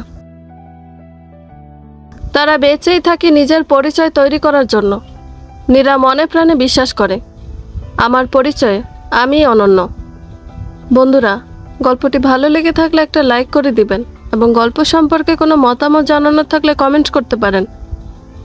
নতুন নতুন আরও গল্প শোনার জন্য চ্যানেলটি সাবস্ক্রাইব করে পাশেই থাকবেন। ধন্যবাদ সবাইকে, ভালো থাকবেন।